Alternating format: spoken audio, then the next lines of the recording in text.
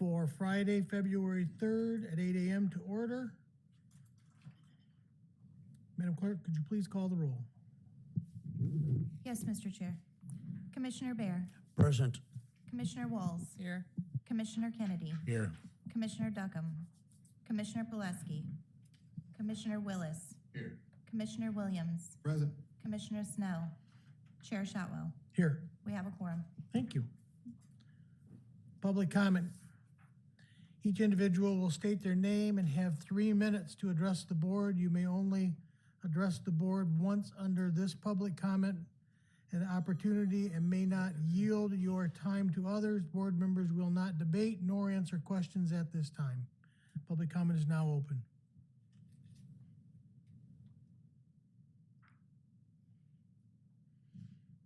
I see no public comment. Entertain a motion for the January study session minutes. So moved. Support. I have a motion and support. Questions or corrections? Seeing nor hearing none, all in favor, please say aye. Aye. Those opposed, duly carried. Administrator Controller Overton, unfinished business. Please go ahead. Good morning, thank you. We're gonna start off with a strategic plan. Our consultant at Planning Next is not attending this meeting. The expectation is that they will be at our Tuesday night meeting. Today, what we hope to do is review, take input, discuss, make some changes if necessary, and of course, answer questions we can't answer. Of course, Planning Next would be in a position to make sure they can answer them at our Tuesday night meeting, in which we expect to hopefully approve the thing. And the process is a little different than every strategic plan I've ever done, to be honest. I'm not sure I actually like it the way it works, but I think in the end it'll give us a good outcome nonetheless. And the process, what I mean by that is, the process is that they went out and talked to more than 1,000 people across the county, did lots of surveys.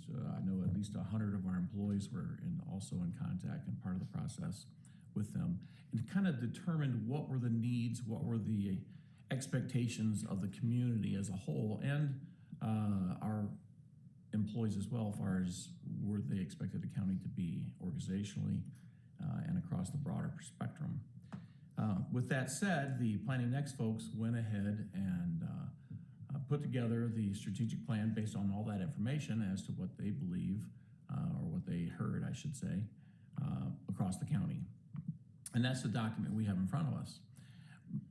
Where it goes from here is the board needs to take a look at it and decide, are those things on there in alignment with what your thinking is and what the expectation is of the county organization, which I think, generally speaking, they all are.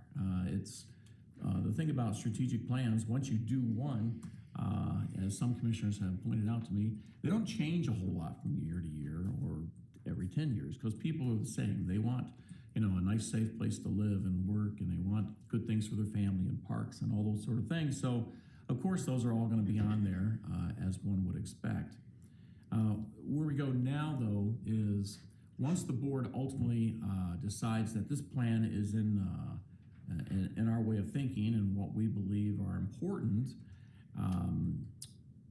the county department heads, elected officials, county staff, we will be working on measures. So we'll be looking at how do we implement, how do we move forward, and what kind of measures, I use the word measures, how do we measure performance and progress is what I'm saying. So, and there's things, how many whatever transactions, and it depends on what department to what you're measuring. So we'll work with all the departments and elected officials to determine how do we measure that we are actually, as an organization, moving forward with the strategic plan. How are we accomplishing the goals as outlined and prioritized by the county commissioners? Now, once we establish that internally and do the math or do the work on it, and we do have a start on it already, as well as we received measures from Planning Next that are very typical and common across the industry and so forth. So they provided that base for us to work with. But we'll come back with all that measurement, all those measures, to this county commission and say, here's what we believe we need to pay attention to determine whether or not we're moving forward towards the goals that you've outlined. At that time, the county commissioners need to look at those measures and make your own determinations to what you believe is appropriate. If you think something is missing, by all means, we would want to add that. Or if you think, no, that's over the top. Because there is a trade-off with any and all things of measures. Sometimes you can spend a whole lot of time and resources trying to measure something, and at the end, no one cares about, or it doesn't really make a difference. You know, I mean, you got to pay attention to what you're trying to measure. At the same time, we need to be careful of the measures, because it's like the old saying, what is it? Teachers teach to the test. I mean, if our measures are measuring X, Y, and Z, guess what? The employees are going to be working on X, Y, and Z to the perhaps exclusion of other things that aren't necessarily being measured, but may be important. And so we need to be cognizant of that and careful in how we develop the measures and when you're looking through the measures, that sort of thing. So the other important thing to know is, before we walk into this, is it is not at this time critical that the board prioritize every element in the strategic plan. A more traditional model, as you guys have been through before, we do a lot of that. We put our little dots on it, all that sort of thing. But in this type of model, the way they put it together, at the end of the day, the buck stops with the county commissioners every time we do the budget. So every year, all of our budget proposals should be measured, or should be stood up against the strategic plan. Is this moving us forward based on what the plan says? Will this allow us to fund and therefore accomplish some of the measures? So you'll be prioritizing annually. It's not a one and done. You do it every year, taking a look at where you are and with the measures and all that sort of thing. With that said, though, do we have it up, the actual plan up itself, if we could put that up on a screen? And I thought, I'm sure you've all had opportunity to look at this and make some notes and so forth, and we could talk about those questions and notes. And again, what I can't answer, I will. What I can't, we'll either get an answer before the meeting or have planning next address it at the meeting. With that said, the floor is open. Mr. Chair, if you would run the questions. Commissioner comments? Commissioner Bear? Thank you, Chairman. I have several comments. The first comment I'd like to make is their presentation here talks about dual plans, how there's the Drive Jackson plan, and then there's the Jackson County strategic plan. And the Jackson County strategic plan focuses on how the county's work feeds into Jackson Drive. That, I don't like that orientation. It sounds like Jackson Drive thinks the county commissioners are subservient to them. We don't answer to them. They're not elected officials. They're not an official body of anything. They're a bunch of businesses that have their own group. That's a good thing, but I don't like this perspective that kind of indicates that we are subservient to them. If now is the time to get into some of the content, I can do that. An overall question is that once this plan is adjusted by the Board of Commissioners and approved, what is it that we will post on our county website for citizens to look at? The format of things that was presented to us in the strategic plan is not a format that is, in my opinion, appropriate to be putting on on our website. When you look at their plan, 1.1, economic promotion, off to the right is a little box that talks about, pardon me?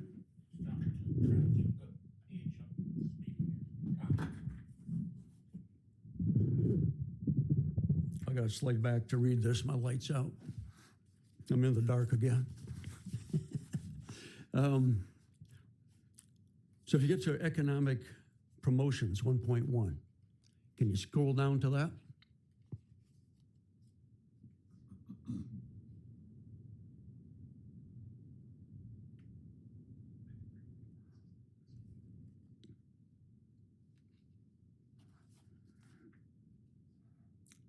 You know, it's their page 15 on their presentation. Off to the side, we've got some little box there. Talks about the Michigan Works, interesting information. But when we present our plan on our website, that box doesn't mean anything. I personally don't want it there. If you go to the next page, 1.4 housing, I got comments on some of the information, but we certainly don't need to put on our website a picture of a house somewhere or a picture of the, so there's a bunch of stuff on here that I don't think is necessary. Now back, December 19th, Mike Overton emailed all commissioners a copy of the Jackson County Strategic Plan recommendations. I think what Administrator Overton presented is far better format, a superior format to what we are seeing on the screen. What Overton presented December 19th is the same information, the same bullet points.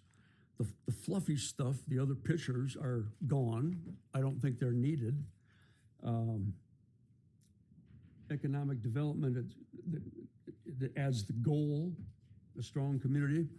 Well, that's not in the goals, are not in the presentation that's on the screen. So what we are going to put on the website ultimately, I think needs to really look like Administrator Overton presented to us. It's the same content, far better format. So I'm strongly supporting what Overton had presented to us. If I may, you're on the wrong page. You're looking at the plan from Jackson, correct? Mike? Page before, No, pages before are ours, No, I think he's looking at the strategic. overall document. Yeah, the big strategic plan, the most recent document, and it is a document with fluff, with pictures and all that stuff. It's a presentation, which is typical of these kind of things. The working document is what you're talking about. You know, what we will work with. When I print these things and when I'm discussing it with department heads and elected officials and the like, we won't be printing all these pictures. We'll be printing more of a nuts and bolts. Let's get down to the work. This here is more of a for the public's purpose, looking at it, reviewing it, visual interest, you know, those kind of things in a presentation to make them want to look at it further. Well, I'm looking at the same document. That page you got up on the screen is the page I got printed here. So yes, I'm looking at the exact same document. And this is a format that I would not want us to post on our website saying this is our county plan. I'm saying again, what Overton gave us on September 19th is a plan that I can get behind, a format I can get behind. It's the same technical information, it's just presented in a much better format. Yeah, generally, Tony, we would have both. You know, you got the presentation that they give, it's got the fluff, and then There'll be the working document that, like I say, myself and the department heads and elected officials and the like would be working from and discussing, and that'll be on there too. So you can have both on there. It doesn't cost us anything to have it on a website. Well, I'm just saying we don't need a working document that includes items that includes a bunch of photos that serve no purpose.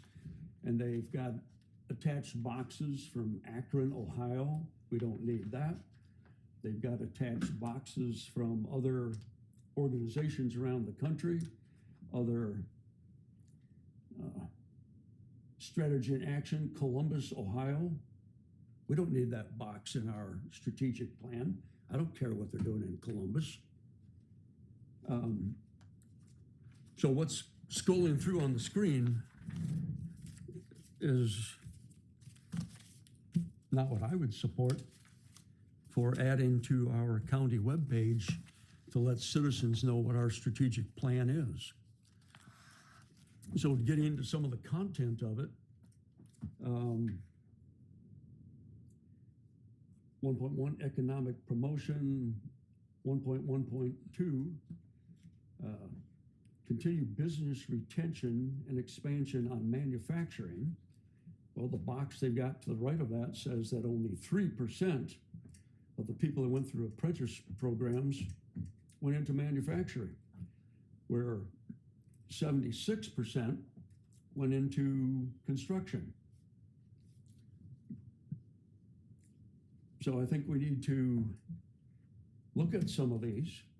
If only 3% of the people who went through the apprentice programs went into manufacturing, that to me, that says that does not need to be our number one focus.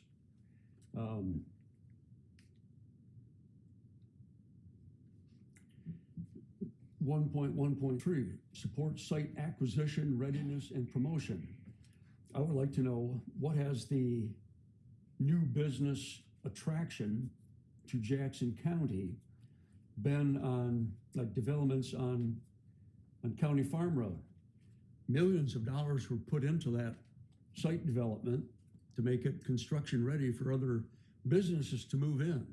That the sewer, the water, the gas, the electricity is all there ready for them.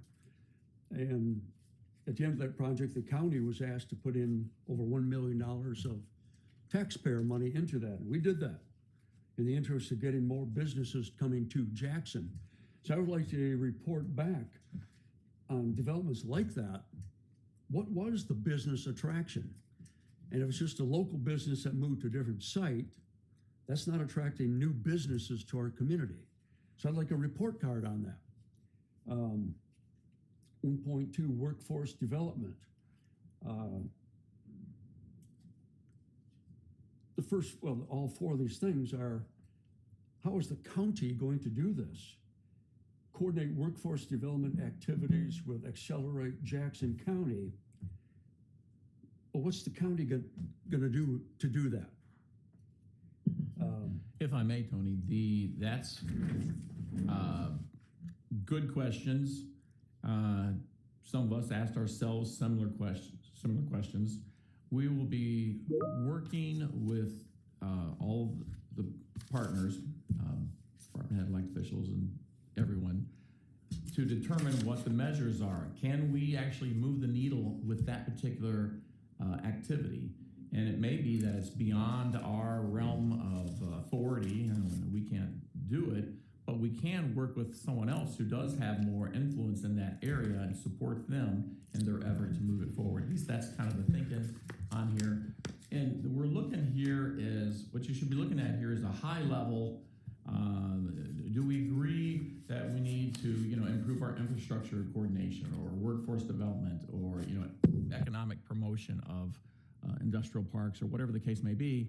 And then, like I say, we'll come back with what we think are key indicators, measures of whether or not we can move that needle and something to look at.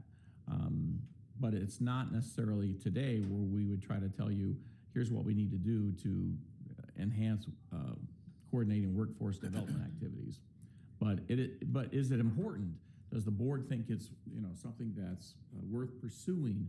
I guess is really what I'm interested in, Mr. Chair. Well, it is important for the county, but is it a function of the County Board of Commissioners? I don't think so. And where's the money? Commissioner Bear, another commissioner would like to speak. Are you willing to yield? Thank you, Mr. Chair. So I'll be very brief to Commissioner Bear's question. I think part of what Accelerate Jackson does is exactly what you're stating. Secondly, I think it is also a responsibility of some regard to the county commissioners. Myself and Commissioner Snell serve on the Workforce Development Board, where we're seeking grant dollars and supporting the workforce development of Jackson County. So I think that there is some responsibility to that. Well, how much workforce development has been accomplished? How many new trained employees have you educated? I don't have those numbers in front of me, but I can tell you that Commissioner Snell and I work very hard to seek out grant dollars in support of Michigan Works, and we do all that we can to create and to sustain the workforce in our county. Good, thank you for that effort. That's needed. A lot of these things are good ideas, they're needed. To me, most of these fall into two categories. It's not a function of Board of Commissioners, or it's something the county's already doing. Many of these, I've just put a check mark. Yep, we're doing that. Housing. We talk about the number one, 1.4.1. Coordinate with local and regional partners to support home repair. Well, we did that. We received a $400,000 grant to do that exact thing. Well, we thought we received a grant. We partnered with the Community Action Agency to do that. And then the whole project fell through the cracks and we got nothing and we got to start over. So if we do this again, which I hope we do, we need to learn from our current failure and make sure it doesn't happen again. We need to do it better. We've done it and we have failed. It's worth doing again in a better fashion. Is your microphone on? Another commissioner would like to speak. Still on, Tony. Another commissioner would like to speak. Commissioner Pileski. Thanks, Mr. Chair.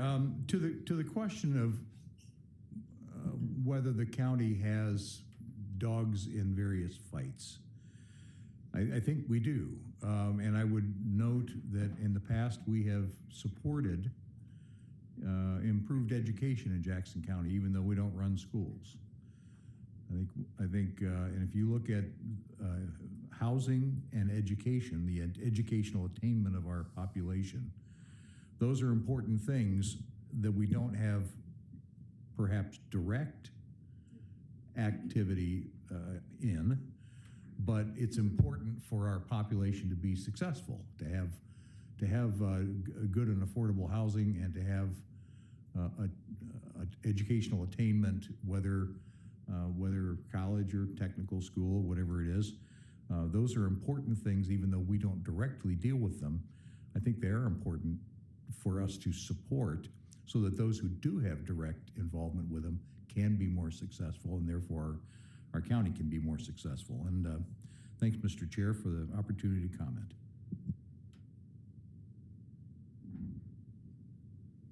May I continue?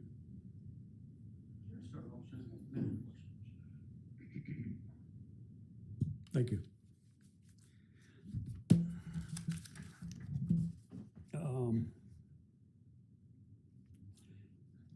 Under 1.4 housing, 1.4.3,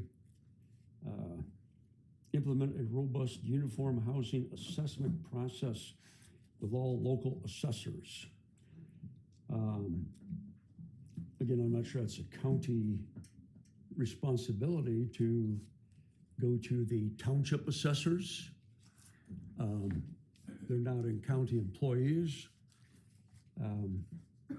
we shouldn't be telling township employees, township assessors what to do. Local assessors, I have a perspective there that assessed values keep going up and up and up and up, and taxes go up and up. And we have people that are on fixed incomes that are losing their homes because they can't pay for everything. Now, a year ago about this time, my Social Security payment went up a little bit. My township taxes went up greater amount. So all through 2025, the money I had was less than the money I had in 2024. Because what little increase there was in Social Security, more than that was taken in property taxes. And that's local assessors pushing. One way townships and the county can get more money is to keep pushing the assessed value up. And I think it's going up too high, too fast. And for me, it has put me behind financially. 1.4.6, the land bank, as I recollect, most of a lot of meetings of the land bank were just canceled this last year. They had no meeting. Land bank's a good idea. We need to be more active in that area. Instead of canceling meetings, do something. I'm glad we have commissioners on the land bank. 2.1, law enforcement recruitment. Okay, number 2.1.1, yeah, we're already doing that. 2.12, we're already doing that. 2.13, where's the money gonna come to do that? So we're getting input here about we should do many things that, yes, the sheriff is already doing them. And 2.2, crime prevention and influence. Prevent crimes through education and deterrence. 2.2.2, prevent crime through. Commissioner Bear, we've read this document. You don't need to read it to us, sir. Okay, then I will just tell you 2.2.1, I don't agree with it. 2.2.2, where's the money coming for that? 2.23, this is just poor logic. What it says here won't happen. Do you want me to tell you why, or you just want me to tell you my opinion on it? Well, I believe we have professionals who do this job, and they're sitting in the audience right now, and they're getting ready to explain it to us. And while I believe you to be a qualified county commissioner, I don't believe you're a qualified law enforcement officer to enforce our 2.2, crime prevention and enforcement. I believe they are, and this is coordinated through them. They sat on this committee with us and helped us write these documents, and I believe that they would work hard to write goals that they could attain, not do things that they cannot attain. I agree with you. Okay? But some of these, I don't believe all of these came from our law enforcement community. There was citizen involvement in a lot of this. So I'm going to go into 2.2.3. Sponsor firearms safety programs to prevent gun violence. Well, safety program teaches people how to properly handle guns, how to properly use them, so you don't have accidental discharge. You don't have accidental death. And so if you're teaching kids or adults proper gun safety, they're already the good people taking that class. They don't prevent gun violence. So the criminals that roll up in somebody's house and get up and shoot the people on the porch, kill them, injure them, taking a firearm safety program isn't going to stop them from committing those crimes.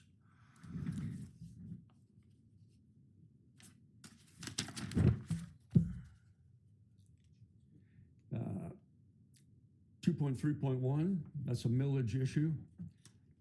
2.3.2, I think that's done. 2.3.3, where's the money coming for that? It's good. A lot of this to me is either where's the money coming from, or we're already doing it. If I may, Mr. Commissioner Bear, I don't disagree with you. There is not enough money to do all things that are in the strategic plan. The county will have to prioritize. At the end of the day, the county commissioners will have to decide what you believe would be the best choice for spending our money, what will give us the greater impact, that sort of thing, and that will come forth annually. In fact, in a little bit, we're going to hear from the sheriff about his capital plan, and I can tell you there's not enough money to do all that either. So we'll again have to prioritize, and that's where it comes in. This board here will make those decisions. All right. 2.5, law enforcement recruitment.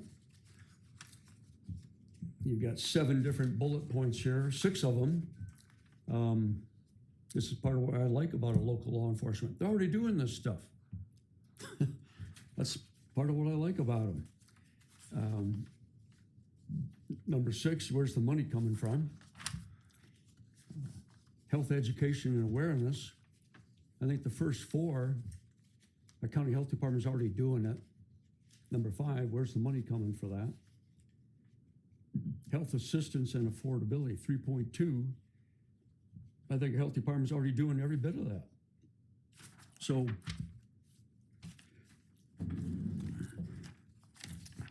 I'm seeing as I go through this, a lot of things that our county departments are already doing quite well. So this isn't a lot of new ideas. And so our plan is then to pretty much keep doing what we've been doing. As is often the case, and I think we had some commissioners object to it in the very beginning, why do a strategic plan? Because we already have a strategic plan. We're already doing all these things. And yet at the same time, every so many years, in fact, I kind of envisioned with the 4-year terms now that, we're doing this now. After the next board gets elected, the board should kind of, take a look at the plan, say, hey, can I buy into this? Does it still look good to me? And if so, they just say, okay, we're going to just reaffirm the plan.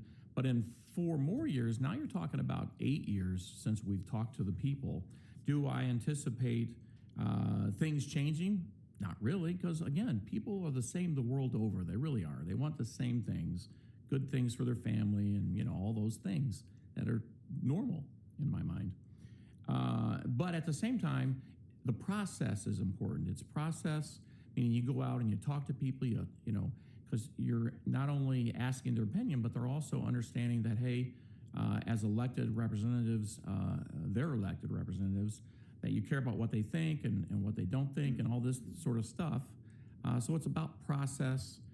This is not a lot different than our last plan. In fact, every plan I've done in 35 years are more or less the same. I could do it off my hand, but without people's, without process, I can't necessarily have the people's buy-in or necessarily understanding, because a lot of understanding comes from also being part of that process in the whole situation there. So I don't disagree with you. We're doing many, if not all, these things, but if they were not in the plan, well, then the things that are in the plan, we start teaching to the test. Next thing you know, we're doing those things and we're maybe not doing some of the things that were successful in the past. What we want to do is continue to do what we do well and successful. And if there's some nuance or something we can add to that to enhance it, we should. Or a way to technology or something that makes it more efficient, we should, which does potentially free up. There's lots of different ways to go about things, and I think it's important that the county commissioners, again, review the process. I don't disagree with what you're saying. It's much of what we already have, yes, and yes, we're already doing it, but we still need to take that time and review it. And with with the 4-year terms, I'm thinking probably every 8 years you need to be really kind of going through the process. Even though no one wants to spend the money, and I get that, but I do think there's value there. But that's for a board in the future to determine. At this time, what we just need to do is, if you're generally in agreement that, hey, these are things we're doing and these are good things we should try to do. The question is, can we afford to do it? Well, that decision hasn't been answered or hasn't been made yet. We'll look at it internally with everyone and say, geez, you know, can we really do this? And if we do this, we can't do that. And then we have to bring that back to the county commissioners, and you guys got to decide, you know, what's important, what we should prioritize, and what we should do, is my thoughts. Thank you. Well, I'd like you to take a look at 4.1 arts and culture. This is something that's not a county function. These comments appear to me to have come from some local artists that want grant money. They're just asking us to give them money. This is not, I would like to see 4.1 arts and culture stricken totally from this. It's not our function.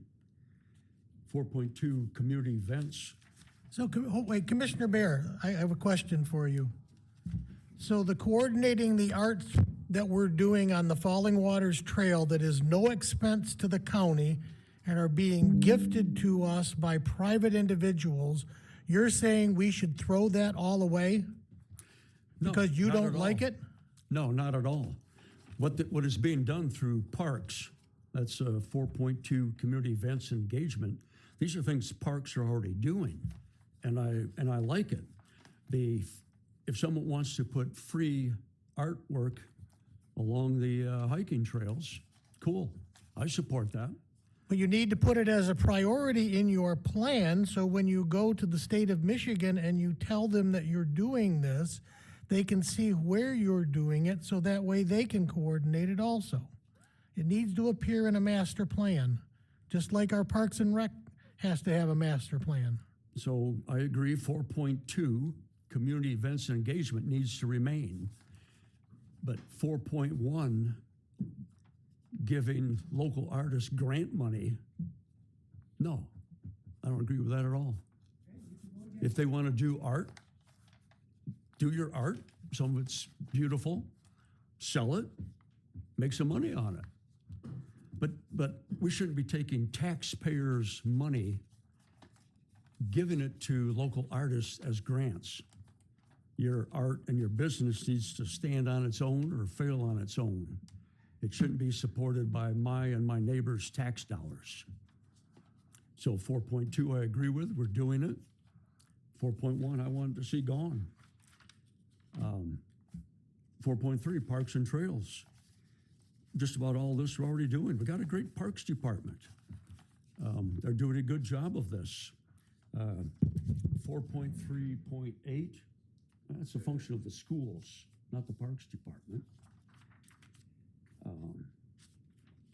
Data and technology, the first three, I think we're already doing it.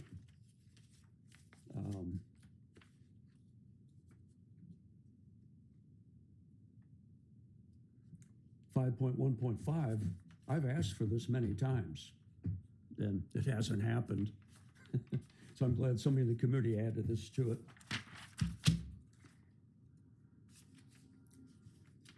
Uh, 5.2, infrastructure and transportation.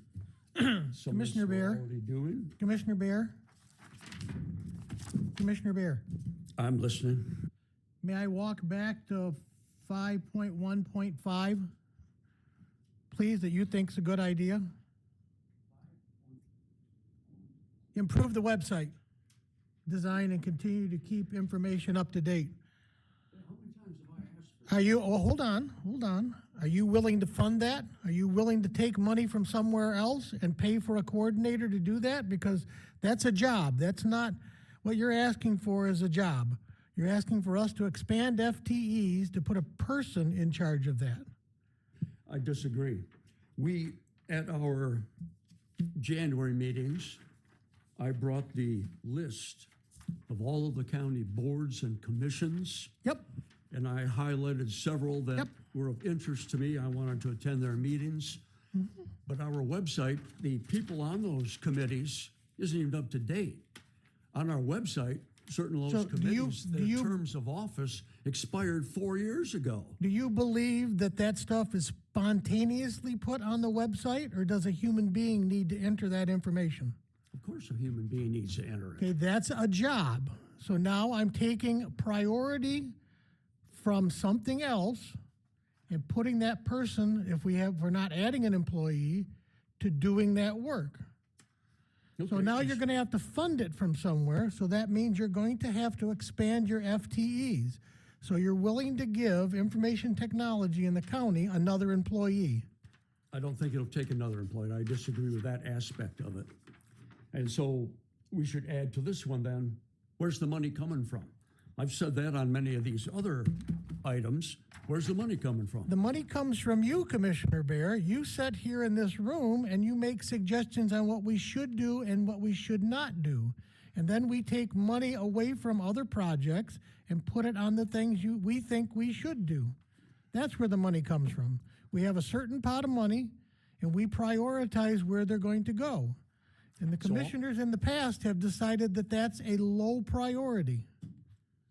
So all the various times I have asked for our website to be updated, pointed out the deficiencies of it. You're saying it didn't get done because this board didn't authorize additional money. It didn't get done as fast as you wanted it done. It got done. It's not done. No, it's getting done, sir. It's getting done. It takes time. Things don't occur magically. It's not a magic. I Okay, understand it takes that. an employee, it takes somebody to sit down and enter all of that stuff and put it on the webpage and make sure that everything works correctly and everything like that.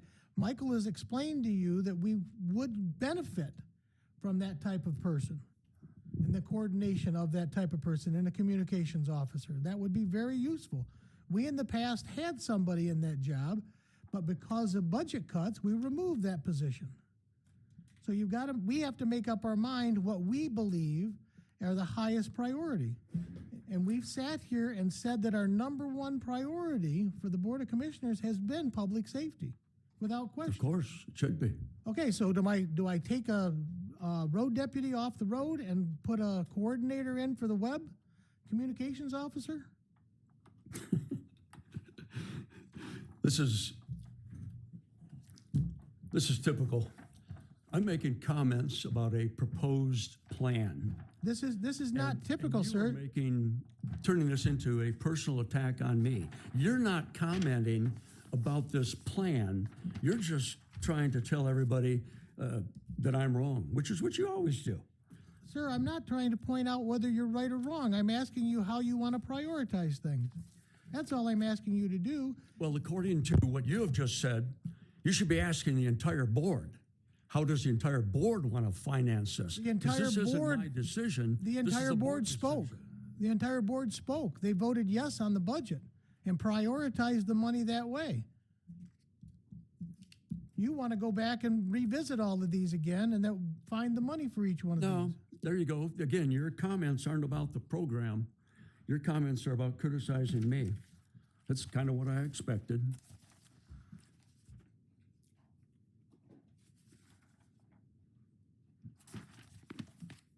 Any other All right. commissioners like to All right. comment? I've had enough personal attacks for the day. I'll stop making comments for the moment. Commissioner Williams. Thank you, Mr. Chair. I'll be brief. I just have just a couple of maybe one or two questions or comments, but as I'm thinking through this, I'm wondering if my questions would be better fit for planning next. To their efforts, they have reached out to me several times, and we have gone over a couple of dates or several dates, but their schedule and our schedules just were not linking up, and so we're going to hopefully try to do that again prior to our next vote on this. But very quickly, on the one of our core values that we have at the county is diversity. And so as I read through the strategic plan here, I think the closest that speaks to that is the arts, culture, and recreation.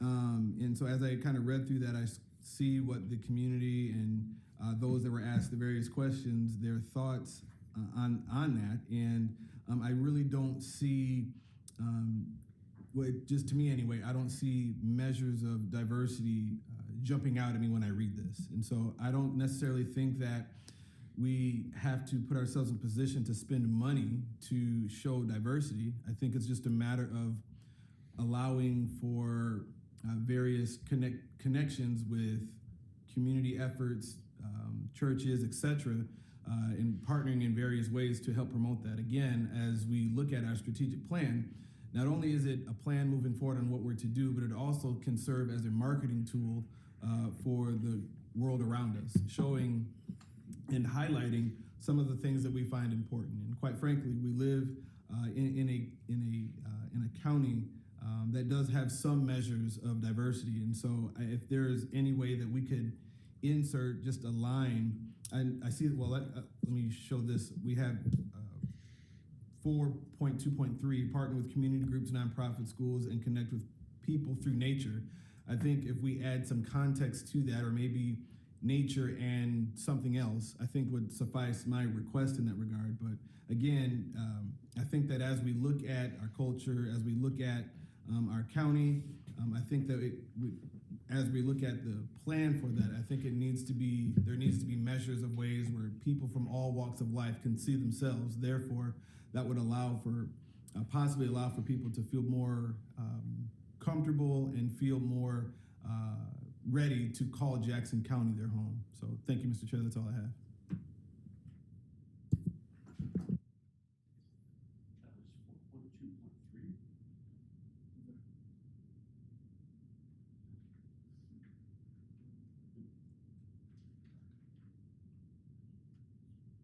Commissioner Kennedy. Thank you, Mr. Chair. I won't take too much time up. I know a lot has. Quite honestly, you know, I'm one of the commissioners that voted no spending $50,000 to do this because I don't see much in it that we didn't already know. I don't think this report is something that Mr. Overton and Mrs. Kibitsky, along with the input from the commissioners, could have done ourselves. Most of us have an ear to the communities that we represent, and I don't really see a lot of new things in it. So in the future, I'd rather go that route when we're talking about 4-year terms. The next time we do this, rather than expending $50K on something, I'm not seeing anything that's jumping out at as enlightening that I didn't know already. Second thing I noticed is I do like that they broke down who the participants were in that second report. I would note that it was highly taking into account the city of Jackson more than its population, along with the two larger townships, Blackman and Summit, while drastically underrepresenting rural Jackson County, including two townships I represent, Leone and Napoleon. Now, whether that's a lack of those communities' involvement, not getting the message out to them, or where the destinations are, I don't know, but I can say they might have got a little more response by including people in the rural areas. So that's something to take into account. The other thing, one thing I didn't notice a lot of, and I was hoping bringing these outside people, particularly from a university background setting like Columbus, was what I hear from the community is that we're an aging population in Jackson, that young people don't want to be here, that we're a town full of boomers with old ideas, nothing for the youth to do except for get into trouble, leading to some of the rising crime in the city and, of course, spreading out to other communities. So I would have liked to see a little more focus on that. I know they talked about the trades, and that's great. And I also saw that Jackson College just recently announced an HVAC program. And of course, what's going on out at the airport are all nice things for our young people to get into and have a nice paying career. But I'd like to see some type of outreach that we're gonna do to because the public sector doesn't bring the private sector. The free market drives it. But to, I guess, recruit, show what Jackson has to offer to get some private sector businesses here that would give people in our community of the age demographic of, say, 19 to 40 more things to do. So I would have liked to seen that addressed more in here. Lastly, with some of the pictures, and this being the county strategic plan, I tend to agree with Commissioner Bear. I don't know why a 100 homes project would be in our strategic plan. That's specifically the city of Jackson's. So when we do stuff like that, it should be things that our land bank did or something that the county did. Otherwise, I don't see the need to put those types of pictures in our strategic plan. So thanks for the time to let me comment. And I don't see anything in this that I really disagree with too much. Like I said, it's stuff we already knew and we got to pay $50,000 for. Thanks.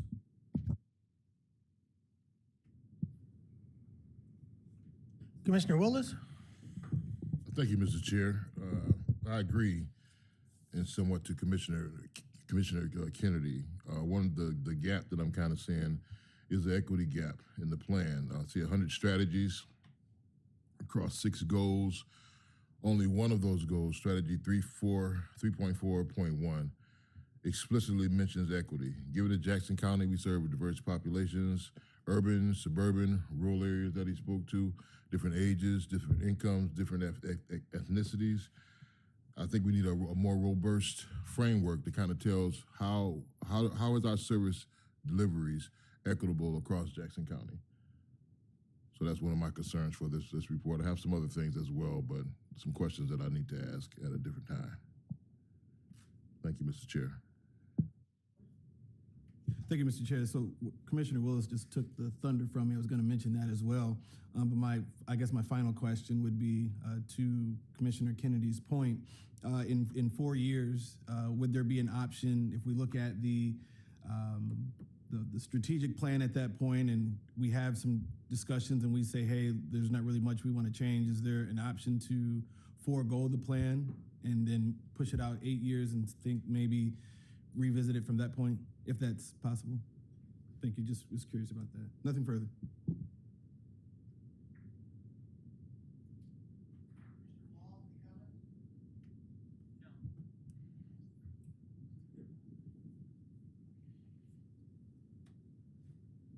Yours. Okay, well, thank you for that input. So you'll see this next at Tuesday night's meeting. I would encourage you to speak with planning next. And if you have questions or concerns, by all means, send an email or reach out to myself or Deborah so we can talk to planning next about that and try to see what we can do to make some modifications. At the end of the day, though, the Tuesday night meeting, I would like the board to vote it up or down, straight up. And because once you do that, then I can engage with department head elected officials to move forward with measures and try to figure out what we can afford and can't afford and get that ball rolling. And then probably that's February, March, April, probably April meeting, come back with that information for the board to prioritize and help us work through and get us started, implementation, because we'll be engaging in budget process here come spring. And, it does start early, budget, so we want to make sure we have those sort of things already crafted so that we can look at them in the context of the budget itself and bring that to the board for consideration. But with that said, I'm ready to move on to the next item, Mr. Chair.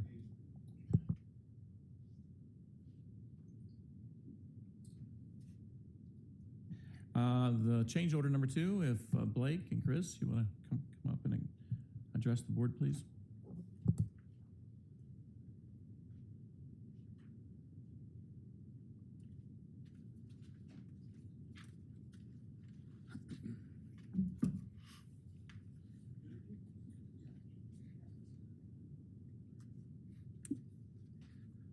Good morning, Commissioners.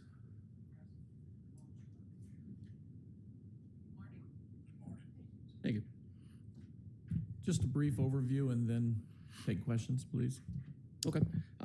This is kind of a resubmit. There were some things in there that I wanted cleaned up, and after meeting with Chris, we had a meeting of the minds and updated a couple things. throughout there. You will see that the cost did increase a bit because there was a payment and performance bond that had to be increased with the overall cost of the project. Oh, sorry. There were a couple things that we had to clean up in this to resubmit it to get through my filter and how I wanted to see it. And Chris and I met and talked about all those. There were some slight tweaks to different things, page numbers, exhibit numbers, things like that. But for the most part, it's pretty much the same. The one difference is there's I believe it's a $4,000 cost add for the payment and performance bond to be increased with that has to step with each change order. So there's a cost to that. But now the bond matches the total contract price. So again, it's pretty much the same thing you saw before, just with that one change and some slight tweaks to numerical page naming and different things like that.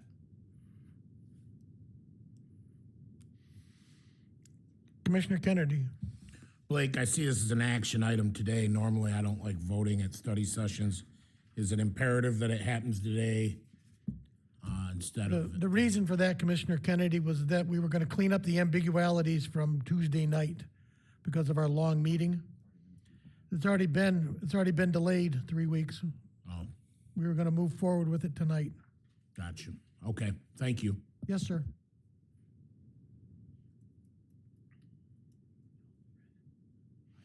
Commissioner Bear. Thank you, Chairman.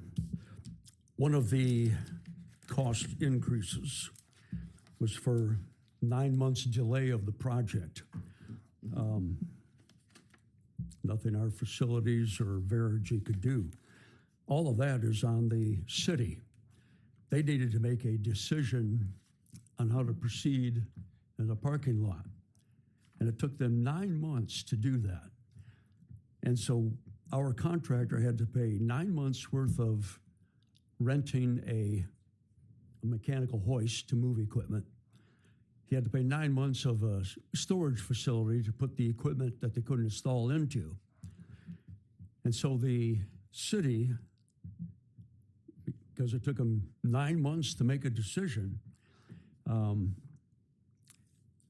just remembering back from the attachments that were included last month, they're not included today. We were well over $40,000 of this increase is because of the city's delay. I'll ask our administrator, what can we do to back charge the city for this? That they need to be more responsive. They shouldn't be dragging their feet and forcing the county to spend $40 or more thousand dollars on this project. First, how can we back charge them? And two, if they're not willing to pay a back charge, we need to remember our financial loss here the next time the city asks us to work with them. I don't believe we have any means of back charging them or anything. It's the inspectors have to come out and inspect and have to do their due diligence. And I think they missed a board meeting or two because ultimately it needed the city council approval. And believe me, we pushed on our end, and but unfortunately things happen. They're out of our control, and we surely don't have any authority to force them to pay anything at this point. Well, waiting for board meetings or city council meetings, there's a lot of city council meetings in there in that 9 months. Yeah, I don't have any, I can't rationalize why it took so long myself either. I don't understand it, and it should not have, but it did. You guys got any better explanation, Chris? I mean, what am I missing there? That was a process to get that done. The city had requirements that they needed done first, so Jackson County had to do, and Verigy went and we did those items to meet their requirements. However, there was a couple things that we had internally with the county. We had the engineer that was working on the parking lot. He left the county, And then we had to start all over again, you know, with that. So there was some, I don't like to point the finger at one person because there's always, So some of the fingers. delay was on our engineering staff Yeah, on our end. exactly. That's fair. I mean, speak the truth, my friend. Yeah. So It hurts sometimes, but it is what it is. Yep. So there was a couple of meetings, I think, that were missed. We had that signed or ready for them to sign, but it wasn't all on the city of Jackson. Entertain a motion on the Verigy change order number 2. So moved. We have a motion and support. Madam Clerk, would you like to post the vote? Call it, go ahead. Commissioner Bear, Yes. Commissioner Walls, Yes. Commissioner Kennedy, Yes. Commissioner Pileski, Yes. Commissioner Willis, Yes. Commissioner Williams, Yes. Chair Shotwell. Yes, Motion carries. thank you. Thank you, Thank you, gentlemen. Commissioners. New business. Michael Overton? In front of you, I have a resolution from the airport. They are trying to start basically a school, aviation, technical school mechanic. I said, oh, sorry, Juan, I didn't see you were there.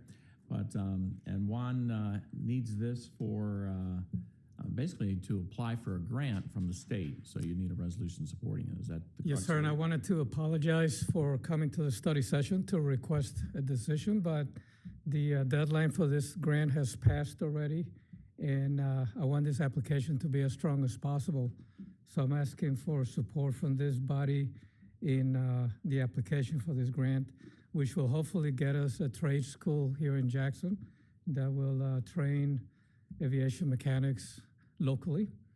And just as a line item here, 20% shortage by 2028 of aviation mechanics in the United States. And this morning, it just came out from the International Air Transport Association that the airlines in the world are expected to increase globally by 4.9% for 2026. In the United States, we're going to remain flat because of the bottleneck between manufacturing, maintaining, and operating aircraft. So we continue to have more and more passengers that want to fly, and we continue to have delays, as Commissioner Kennedy is well aware of, and we need to resolve this bottleneck here. So if I can have support from this board with a resolution, I would greatly appreciate it. Thank you. We have a motion and support. Any questions? Commissioner Bear? Thank you, Juan. I like this program. I like your idea. I want to see it succeed. Got a couple questions relative to that. In the resolution, the sixth whereas, it says,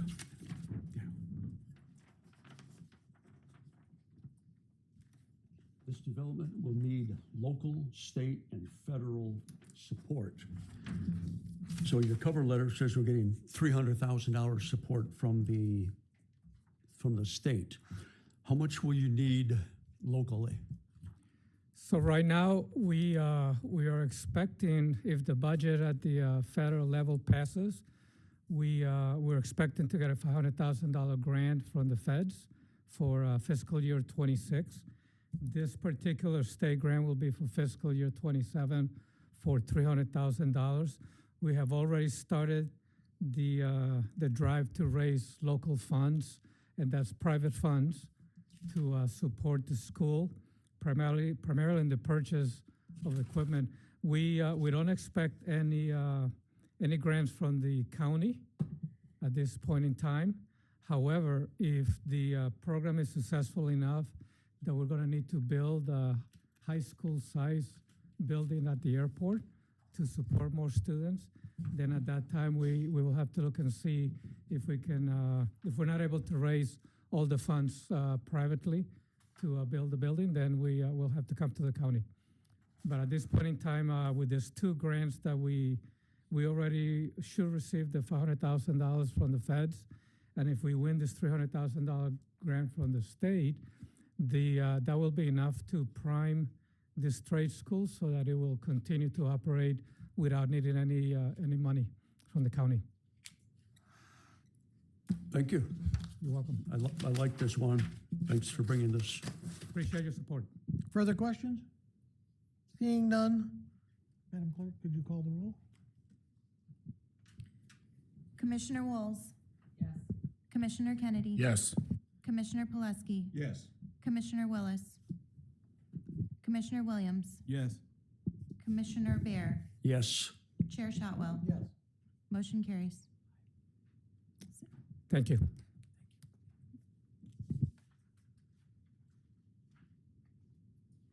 Five-year plan, Administrator Overton, Sheriff Judy. Good morning, everyone. Trust you have an opportunity to look over the staff report on this, which kind of highlights the reasons for the five-year plan that we've put together. Couple of things that I want to point out right off the bat is after some discussion, after some thought that's gone into this, we moved around some of the things. And speaking with Administrator Overton about it a little bit too, we moved the jail over to 2027 rather than in 2026, making some changes to our booking center. And the primary reason for that, for me personally, is that we've put in for additional state money, and I'm in the process right now of requesting federal monies to try and supplant this. I think that we have a good shot at getting some of that. I don't know. We've done this before, and I've come up with a big goose egg, as you know. But the more persistent we become and the more consistent we are with it, I think the better the chances we are of getting something. And I've had some pretty good conversations with our lawmakers, and they're in full support of this.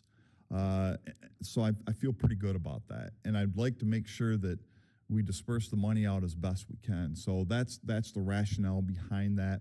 Also, there are some other pretty expensive ticket items that I'm requesting here in 2026 that I think are priority as well.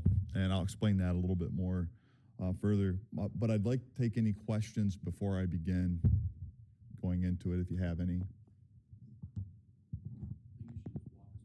Okay. Sure. Obviously, 2025 is when this plan began. And as you can see, we've already moved through three of the issues in 2025, and I appreciate the support on those. The body scanner, just as an update, has been installed. It is fully implemented, and it is in operation right now. So that is completed. The firearms we should receive probably in March of this year. It takes a little while for the order, as big as it is, to get filled. And then we'll begin our transition into that as well. And the range is an ongoing process, but that doesn't cost us any money. However, we may be looking at about $20,000 in different upgrades with concrete, masonry, and a few other items as well to make it a little bit more user-friendly out there. So moving on to 2026, and the big one here right in the beginning is the Axon contract renewal. If you'll recall, Axon is our source for body cameras, it's our source for in-car cameras, and it's our source for tasers that the deputies carry on them, both in the jail and on the road. That contract, and there's some changes here that I want to go over with you as well. That contract was roughly $765,000 in the beginning, going back 5 years ago for all of that stuff. Essentially what that provides for is continuous upgrades to the equipment as it breaks, and it does, just by virtue of the type of work that we do. So it's always upgraded, it's always replaced for that amount. What we're looking at doing here, and I think this is going to streamline us quite a bit, is upgrading to an AI software platform. Essentially, the AI, what it does is a couple of different things. When a deputy is handling an incident, it records everything that's going on. It listens to what the conversation is, it categorizes the conversation, and it actually places it into a police report. It does it very fast, incredibly fast, and with incredible accuracy. In many cases, more accurate than the deputy would have been able to write without it. We've seen demonstrations of it, and I was thoroughly impressed with it. It's not 100%. Of course, you know that there's nothing that's 100% anyway, but it has built-in mechanisms inside of it to encourage and then elicit the deputy to correct any of the problems as well. The deputy can do that really quick and ensure the accuracy of the document. It's fantastic. Blackman Township got it about 4 or 5 months ago and employed it with their officers. And I spoke with Director McIntosh yesterday about it. He said they absolutely love it. Spoke with Prosecutor Kelsey Guernsey, and she said there's absolutely been no issues with it at all. And she said, in fact, the reports are much better now than they have been in the past. So this is what we're moving toward. This is simply how our profession is progressing, and I think it's really important that we consider this as well. In addition to that, they kind of go hand in glove. There's a fuses technology, and fuses, I think of it as fusion, where they fuse everything together in a digital platform. So for instance, right now, if there is a robbery that occurs at a gas station, they will have some sort of digital platform that they'll record the things that are going on inside of that gas station. We typically have to wait a day or two, sometimes longer, for a manager, a regional manager, to come down and download that information for us and provide us with that document. With this program, it's different. We get it instantaneously, and we get it into our evidence-based program. That's provided the gas station cooperates, but there hasn't been any issues with cooperation from local vendors. What that will essentially allow us to do is track what's going on criminally in real time. So if you think of large cities like New York City, Chicago, things of that nature, they have something called a crime center. You're probably familiar with it, you've seen it on television. The old school thought process behind that is when you walk into the crime center, there's a million TV screens all the way around, and you got people watching, different cameras, you got people taking care of different complaints, different things that are coming in and trying to make determinations, and then employing investigative avenues to address those situations. This is a real-time crime center, but it happens immediately right in front of you. It's AI-driven with the cameras that are already in place. Blackman Township, again, their contract was reissued or redone last year, so they've got this already. My understanding is that the fusion portion of this will begin its implementation process in both Blackman and Leone Townships next month. So they'll go out and start courting the local businesses to have them go on to this program.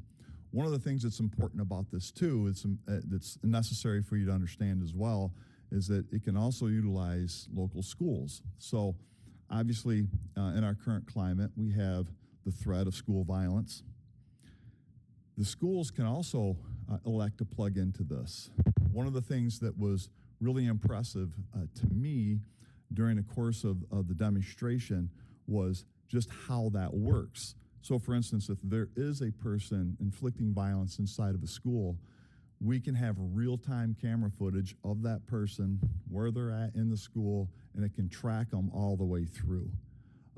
Huge advantage over what we do right now, which is just go in and seek someone out almost blindly, frankly. But this would allow all of that to occur. Now, there's a ton of other benefits that go along with this, but that, in a nutshell, is what we're looking at.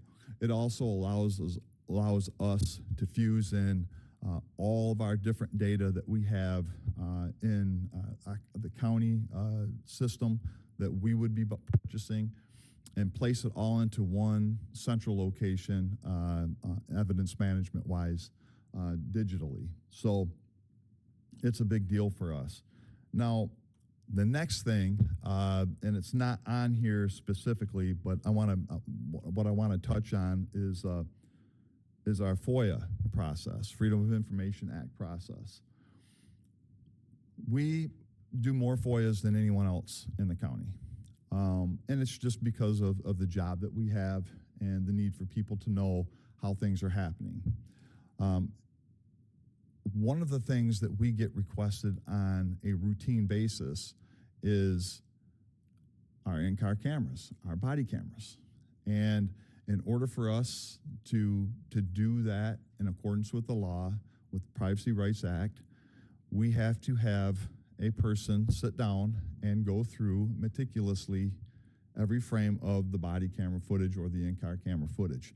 Block out names or blur names if they happen to be on a notepad or something in front of the camera. Block out faces, addresses sometimes, different things of that nature. It is a long, rigorous, painstaking process and difficult process. There's been a couple of you who have reached out recently about issues that we've had with setting up appointments or doing different things for fingerprinting services and stuff of that nature. Well, the reason why we have that process elongated like that is because our personnel are constantly trying to fill these FOIAs, and we have a specific time frame in which those FOIAs have to be filled. So it's really hard for us to get that stuff done. So it's this technology that is AI-based, we can go in and block faces, block names, and it can be done in a fraction of the time. Just to give you an example of how that works, it is about 3 to 1 on the length of time it takes to redact a video. So for instance, if there's 1 hour of video, it takes about 3 hours to go through and redact that video. That's why we're so far behind with this. With this system, it can happen almost instantaneously, about 30 seconds for an hour's worth of video. You can go in and block everything, set up your algorithm, punch it, and then it takes care of it that quickly. It actually is longer for them to program what they need to do than it is for the program to run through what they've requested of it. It's an incredible system. It'll save us time. It'll save us money. I think it's a force multiplier in our records division, and it's something that's critically needed.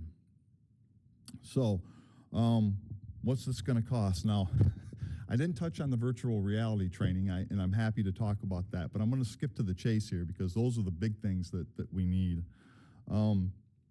Now, our current contract is about $765,000 for a 5-year period. When we put this together, we tried to make a determination based upon what that contract was. And what we came up with, I think, was pretty fair. Roughly $200,000 to $240,000 a year to have what we currently have in place.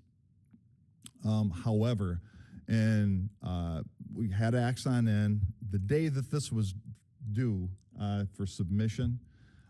Later that day is when we had Axon in. So unfortunately, I wasn't able to update it with the new numbers, and I don't have new numbers, but I do have new guesstimates, if you will. And those guesstimates are significantly higher to have all of these programs in place. And that's what's important for you to understand. So When I say significantly higher, we were paying roughly $153,000 a year to satisfy the last 5-year contract. I expect that to go up by double and then some. When I talked with Blackman Township about their programming, they are paying roughly $350,000 a year for all the AI benefits, all of the programs, including the virtual reality training that I can discuss a little bit more in depth. I think there's some things that we could do with the virtual reality training in concert with Blackman Township and the city of Jackson to try and offset some of the costs associated with it. That's why I hadn't gone into great depth about the virtual reality training, but the other stuff is really important stuff. It's estimated that a police officer spends on an 8-hour shift about an hour and a half in report writing. So that's off the road, not doing patrol duties. It's estimated in a 12-hour shift that it's about 2 hours. So that's a significant amount of time that the police officer is not doing what they need to do. Now, if you add in a serious incident like a fatal traffic crash, unfortunately we have them. If you have another incident that is significant in investigation, such as a natural death investigation, which we have a significant amount of those as well, or anything else that requires an arrest immediately and then the seeking of a warrant, there's a lot more that goes into it as well. The report has to be done, it has to be sent to the prosecutor. There's time constraints that are involved in it. And the police officer is taken off the street a significant amount more time. Imagine having all of the police report done before you even get back to the car. That's how quick this stuff is. And it's better than if they would sit down and actually type it themselves in most cases. So that's why I think it's really important. I think it's a force multiplier for the patrol deputies as well. And what I would be asking in this is that we would use Axon not just on the road, but also in the jail. So we do jail incident reports or JIRs for circumstances that happen inside the jail. For instance, the more serious incidents would be like our overdoses or our suicides. The ones that are completed and the ones that are attempted are significant incidents that require the corrections deputy to write the report as well. If they had this technology, it would be written for them.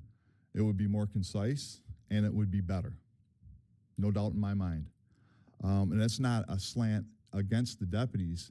It's actually a proponent of the artificial intelligence and how well it works out. Yes, sir. Does it work to uniform, what I mean by uniform, make all the reports uniform then, so that way when somebody is reviewing between deputies, you don't get a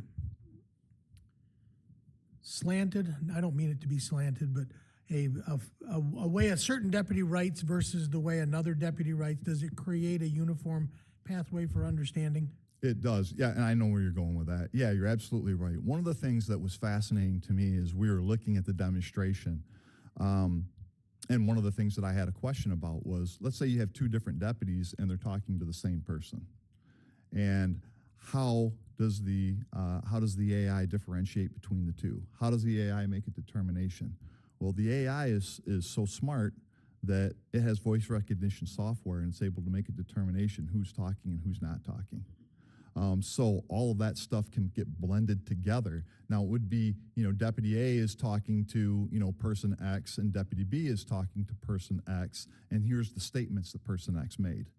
So it would be differentiated in that manner. However, it would be concise in its platform and how it was done. And it would be uniform, just like you're asking, which I think is huge because obviously what I think is important, you might not think is important. And when that gets put down into a police report, it can skew what people think the facts are. The AI is not like that. And then the deputy is able to go back over it and then see exactly what has happened and then correct it and make the determination as to whether or not that's really truly what happened. And of course, you've got a digital video of it as well that they can go back over it too. Phenomenal. When I saw the demonstration, I was thoroughly impressed as to how well it categorized things and put it into chronological order. So as I said, and I kind of went down into the next bullet, talking about the corrections deputies. That's a significant amount of money too, upgrading them into it as well. I do think these things are really, really important, ladies and gentlemen. And, Administrator Overton and I have had conversations about artificial intelligence and kind of the wave of the future. And here it is. I think we're on the cusp of it right now, but I do think it's really important for us to take a really strong look at upgrading into this. And I will say one thing about Axon. There's been a couple of vendors, and you guys have seen some of the, for lack of better words, hiccups that we've had in some of our technology, specifically that has to do with our sheriff app here recently. I have not been impressed with a lot of the vendors that we've had to deal with. They have been difficult, and their service to us has been lacking completely. Axon is a different animal. And we're paying them a lot of money, and I recognize that. But when we need something, they are right on it. And I've been thoroughly impressed working with them and wish that everybody was as easy to work with as Axon has been for us. So if you don't have any questions, I'll move on. But if you do, we can also always circle back to it. We are in the process of phasing in-car computers. We have budgeted for that. It's roughly $20,000 a year that it costs us. The plan calls for 6 new computers every year in our cars. The transport van, we have not budgeted for that. We were looking at doing that potentially next year, but as a capital improvement this year, it would be wonderful to be able to do that. The other reason why this is on a 2026 year cycle is because in the beginning here, we were looking at the possibility of having weekenders out there on Channer Road, or placing the booking center out there on Channer Road and beginning that process of putting the booking center out there, and the transport van would have been critical. When I talked to my staff a little bit about moving the transport van to 2027, the discussion led into we need it right now. We have 2 vans. One of them is not working very well. It costs us a lot to keep it rolling. And then so that leaves us with just 1 transport van. And going back and forth from Channer Road, it is important that we have a van that works well for us. We would still keep our van that we currently use as a backup, and we would get rid of the old van that we have.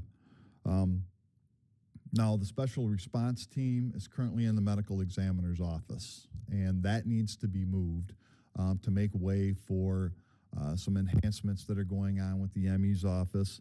That is something that we've been talking about for probably 2 years, I think.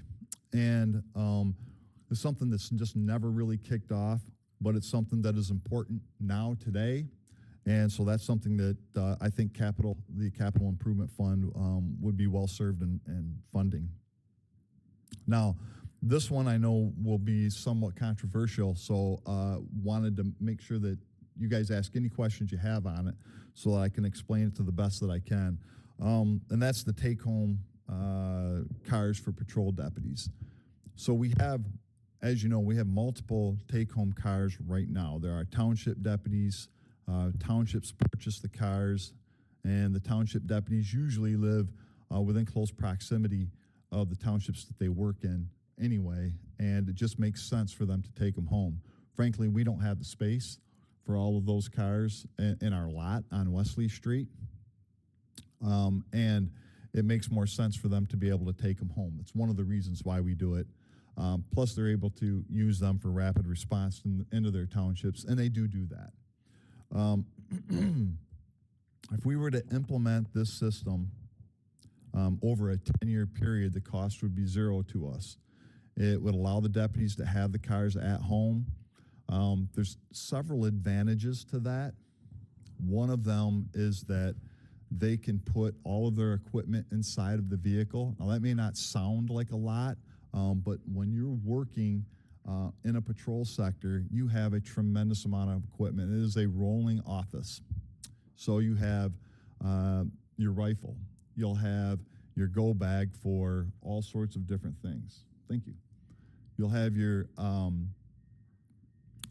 report systems, your reporting systems. You'll have your all sorts of different types of things like flares and traffic cones and different things of that nature that are critical for the deputy to do their job. All of these things are looked at and categorized at each shift. So that takes somewhere in the neighborhood of 20 minutes, 15 to 20 minutes each shift. When you come in, before you go out onto the road, after you've received your briefing, in order to get everything up to speed and then go back out in your car. It also requires you to search your car, to go through your car to make sure that there's no damage to it. You check the oil, of course. You look at different things of that nature. All the critical functions that you would normally when you're working with your automobile. So there's all of those things associated with it too. And then at the end of your shift, you have to do that again. Obviously, you have to take everything out. You have to go through it, categorize it. You have to search it again. If you had an inmate or a prisoner in there at some point in time, you have to make sure that they didn't drop anything inside of the vehicle, and you have to make sure that that's all taken care of.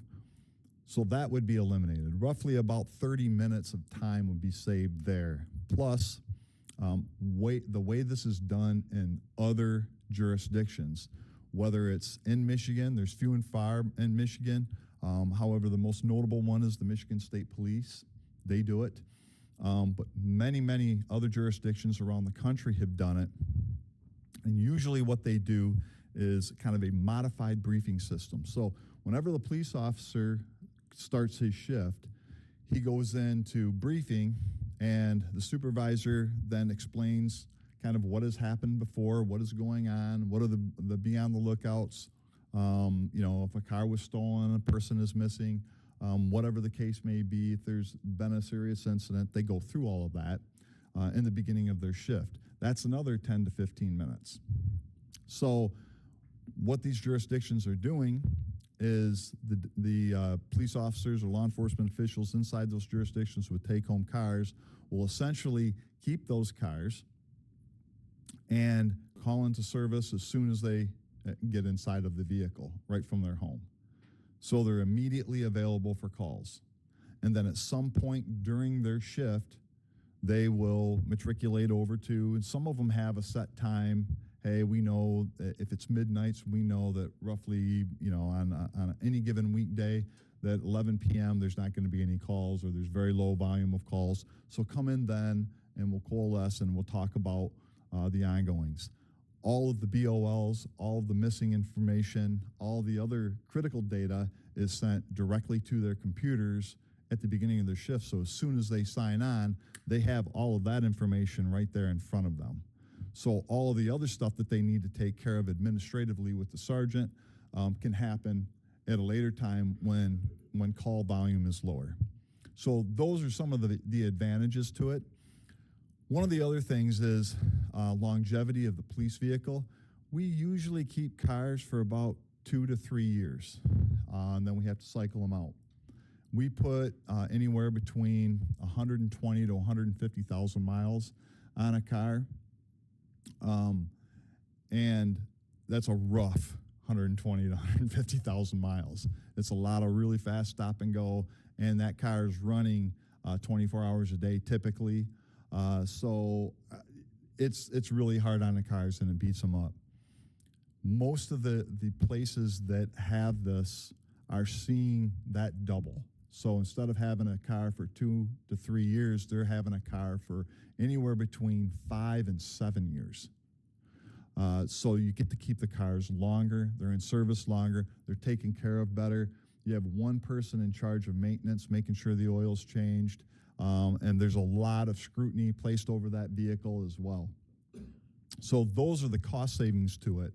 The fleet obviously will grow, and with that, I think that there'll be some challenges in terms of what we need to do for backups, because as you've seen in the email that I sent you yesterday, we do have accidents occur from time to time. So we will need some backup cars. We typically keep between 4 and 5 right now in our backup fleet, and we would look to continue that.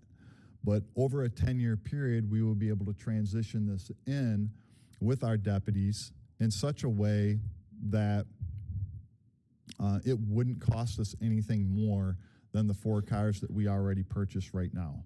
So we would ease that in with our deputies.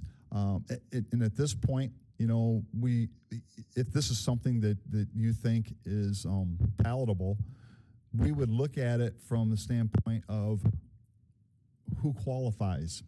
Obviously, we have a couple of deputies that live way outside the county. We would not look giving them a take-home car. They would need to live at least in proximity to the county, perhaps inside the county even. They would have to be a deputy who is off probation, so it would, after their first year of service here, they would then qualify for it. We would have to have some other insurances as well that they are going to take care of the car. Obviously, somebody who's been in a number of accidents or at-fault accidents would not likely qualify for something like this. So there's all sorts of different things policy-wise that we would be looking at too to make sure that we're being good stewards of the vehicles. But this is something that we would look into a little bit more in-depth policy-wise and fine-tune it for our organization. We've looked at a number of them from other organizations already, and that's where we've spawned a lot of the ideas that I just explained to you. So that's kind of what we're thinking globally. The benefits to this that I've already told you, some of them, organizationally, but it's huge for the deputy. And we've had this discussion before about retention of our employees, and it's been difficult. We've lost 86. We've had 86 cycle through here in my time as sheriff, and it's really expensive to do that. Most of them we're sending to the academy. We're preparing to send 3 more to the academy right now. And it's very frustrating for me as sheriff, and I know for the staff, that we'll have somebody come in, they get through their year's probation, and then they're out the door going to another organization. That's happened on a number of different occasions. I was hopeful when the legislature passed that we would be able to ask them for money for the money that we put them through the academy on. But it's a graduated scale, and I don't know if you're aware of that. We can't ask them for all of that no matter when they leave. So if they leave within the first year, we get 100% of their academy expenses back. If it's the second year, it's 50%. If it's the third year, it's only 25%. And it's only the academy expense, which is typically about $10,000. We've got 70 grand invested into them. So it's a drop in the bucket in reality. And a take-home car would be huge to dangle in front of them as some incentive to stay. And I need to make sure that I point this out.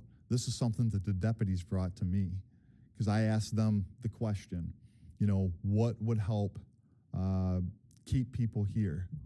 And they said this take-home car program. And I think we could do it. Like I said, it's a 10-year idea with the numbers that we have. That's worst case scenario. I think we can do it a lot quicker than that, because like I said, there will be some folks that won't qualify for it, and there'll be a couple of other things that'll be thrown in there as well that I think will allow us to accelerate the process. But that's essentially kind of what we're looking at. do you have any questions for me on that?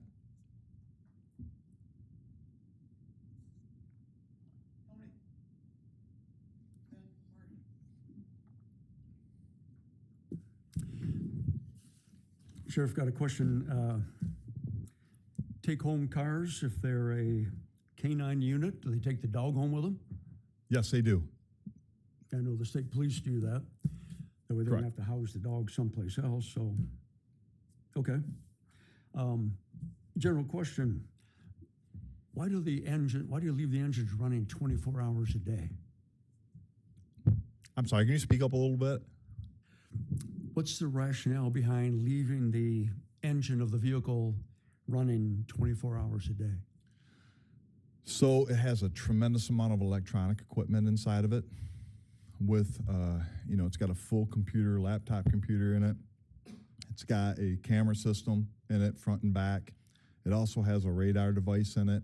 All that takes a tremendous amount of power. We have, high-powered batteries in it. But when you turn it off and then turn it back on, if you turn all of the components off, it takes a good 5 minutes or so for that to reboot. Okay.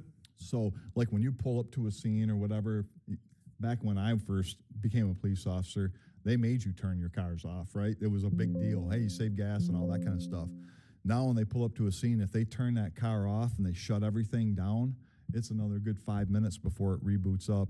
And they're really dependent upon that stuff for dispatch services and a lot of other things. Okay, that makes sense. Thank you. Sure.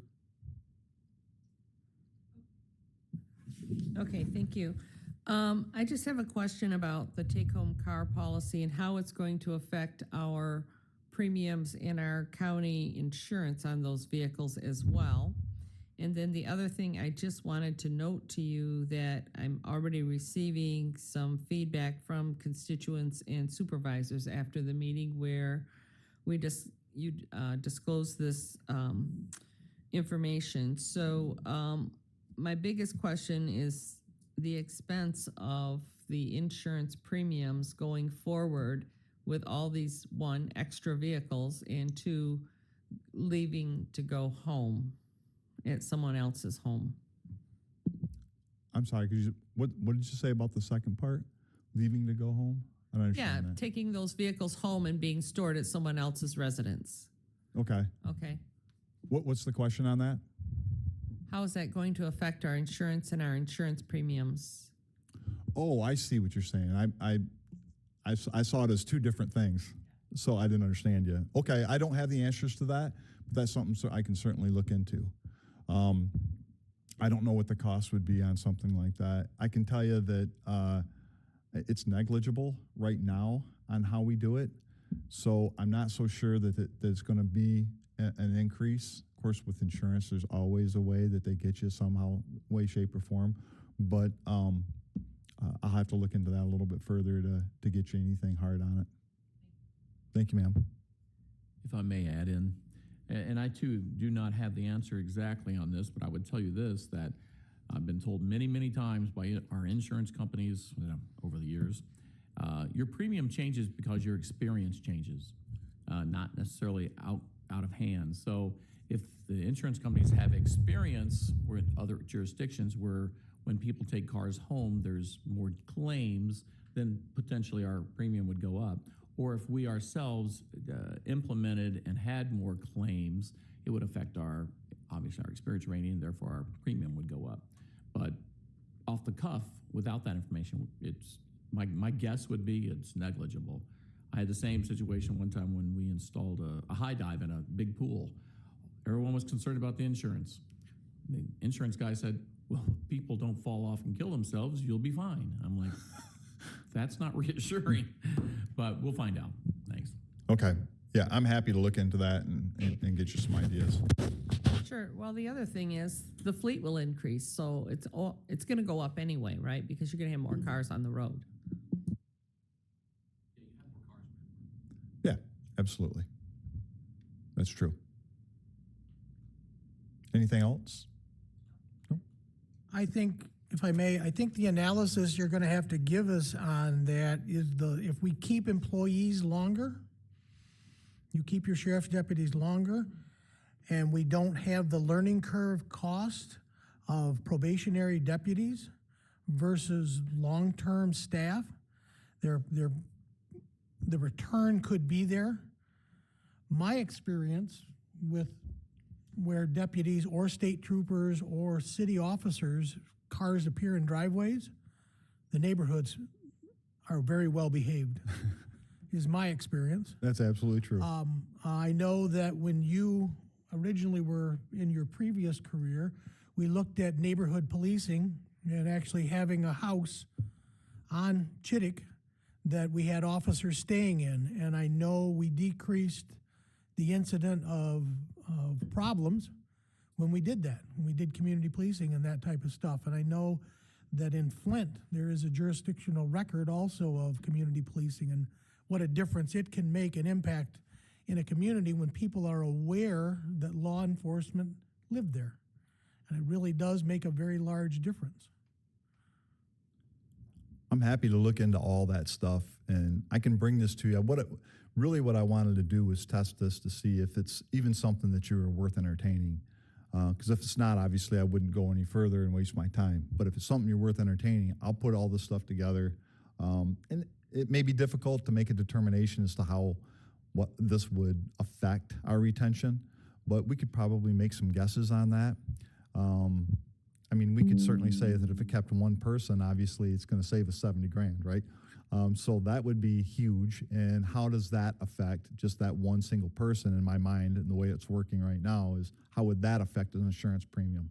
Would we lose $70,000 because we had, 10 more cars on or whatever the case may be? So I can certainly do some stuff like that and put that together for you. Perfect. We talked, sorry. Oh, I'm sorry. I was going to say that I think to focus on employee retention is tangential to what we really need to focus on, which is operational improvements. If we were to do this, here is how policing will improve if we have vehicles pre-positioned, if you will, in their areas. Certainly. Employee retention may be improved, but that's not the message that you want to, I think, put out there. The message is we are improving policing all around the county by pre-positioning vehicles in their operational areas, okay, and having our people ready to respond more quickly when things need to be done. So I personally think it's not a bad idea. It's going to be, as I think Margie notes, kind of a public relations management question. Sure. Okay, because the rest of the world doesn't take vehicles home, but neither is the rest of the world expected to respond at perhaps a moment's notice to something that's pretty important. So operational improvements and pre-positioning vehicles that's the message in my view. Okay. Yep. And I appreciate that. I didn't go into that when we did our study. That was one of the things that was absolutely brought up. I kind of glossed over that today, but yeah, a lot of the stuff that we're talking about right now with AI and the different things, and you've heard me say it as a force multiplier. That's what this is. We've decreased, how many deputies we have out there, but you see the cars everywhere, and it certainly doesn't feel like that. And I think that's a force multiplier too. And I appreciate that. If I might, and if we don't do what you're suggesting, that means the vehicles end up being aggregated in the downtown location, which is, great for the city locations, but for those of us in the out county area, Correct.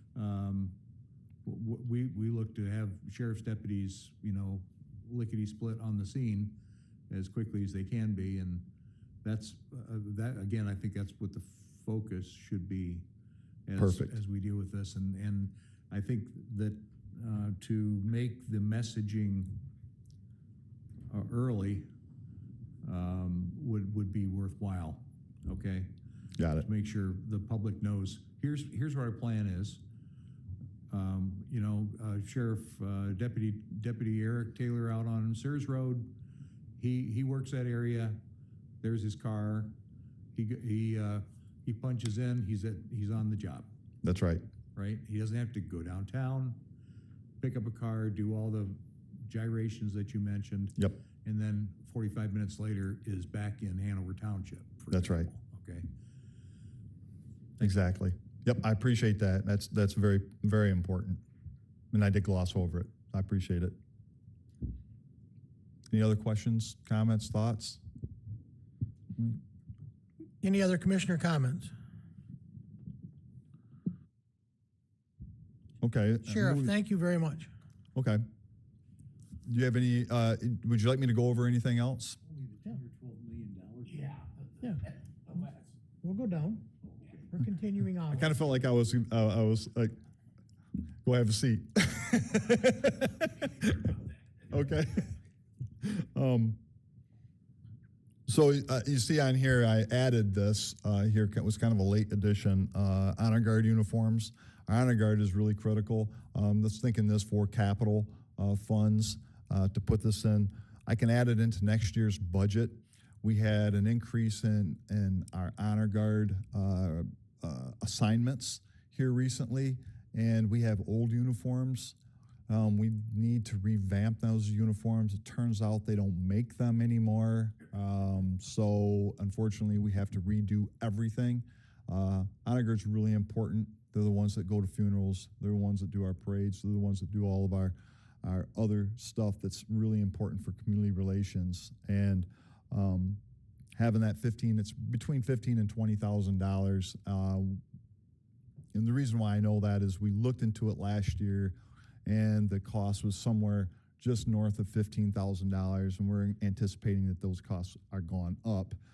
I don't think it's going to be 20, but I think it could be somewhere closer to 17 or 18 to get them all outfitted. So that's why that is on there. The gun range, we're looking at adding some more shooting lanes out there, concrete-wise. We were able to pour some concrete out there this year. I think it cost us right around $2,000. Is that about right? Right around $2,000 is all that it costs us to put all of our shooting lanes out there. However, we want to put in a rifle pad and a couple of additional enhancements for our shooting range, and we estimate that would be somewhere south of $20,000. A lot of that's going to be dependent upon the donations that we get. The concrete companies have been fantastic in working with us as well. So we've gotten a tremendous amount of concrete out there already for a very low cost of $2,000. I don't know if you've had an opportunity to see it. We're still doing some work on it. We anticipate having the berm, which would be on the east side, completed in this spring. I just talked with John Bailey about it last week, and they're ready to go on it. Once that is all done, essentially the range itself will be completed. There'll be some other things that I'd like to do to it. I'll speak to that here in just a moment when we get to the next year. But essentially what that would do is give us the ability to shoot almost 360 degrees all the way around, which is huge. And again, this is, I will go on record and say this is the safest range, at least police range, in the that I've ever shot on. It's absolutely fantastic. Huge shout to Bailey Excavating for that. And then moving on to 2027, as you know already, the radios are going to have to be replaced because. Yes, sir. I'm sorry, Sheriff. I'm sorry. There's just a key item in 26, the jail enhancement, Sally Port and Booking Center. Was that on yours? It is. Okay. Is that, I thought maybe you meant put that in later years. Supposed to be 2027. Okay. I apologize for that. I must have sent you the previous plan. This is the upgraded plan was for all of that to be in 2027. No, I appreciate that. I'm sorry that happened. So I'm just going to touch on the radios, then I'll get to the jail enhancements. Radios, what we're estimating at this point is 108 radios. I have my patrol operations lieutenant here, And he believes that we can cut that back to 70, right in the neighborhood of 70, which would be a significant cost savings for us. And I think we can do that legitimately too. Just keep in mind that the cars, that we'll have to have all the cars upgraded as well. So that cost will be an ongoing adventure if we in fact do the take-home cars, because we'll have to consider all that as well. Right now, when we do a car, typically what we do is we just change the radio over from the car that we're retiring into the car that we're reissuing. So there would be some upgraded costs into that as well. Usually that's right between right around $15,000 to get all those upgraded enhancements on top of the cost of the car. So moving on to the big one, and this is the jail enhancement. So there's a couple of different options here that we worked on to make a determination as to what would be best. And this was done with keeping in mind that, you know, what we have in the jail is a tremendous amount of liability, right? Specifically with people who are wanting to harm themselves, wanting to smuggle drugs in to the facility. And we did a study to try and make a determination as to how they're doing that and how we can thwart those efforts. Obviously, we have the K-9, and we do a lot of searches around the buildings with the K-9. And this is done because we have employed, for lack of better reasons or descriptors, is trustees.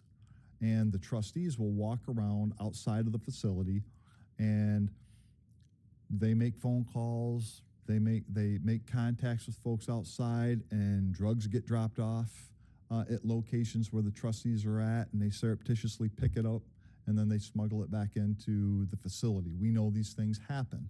So we go to these areas and we search them frequently. We keep really close eyes on them, but we're all human beings and we make mistakes and things can slip, right? So that's the kind of stuff that happens. That's how stuff is getting in that respect.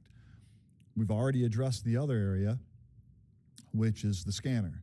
And that's people bringing it in body cavities, whether they're swallowing it or placing it in some place, and then bringing it into the facility that way. We believe that the body scanner will help thwart that. The next issue is weekenders.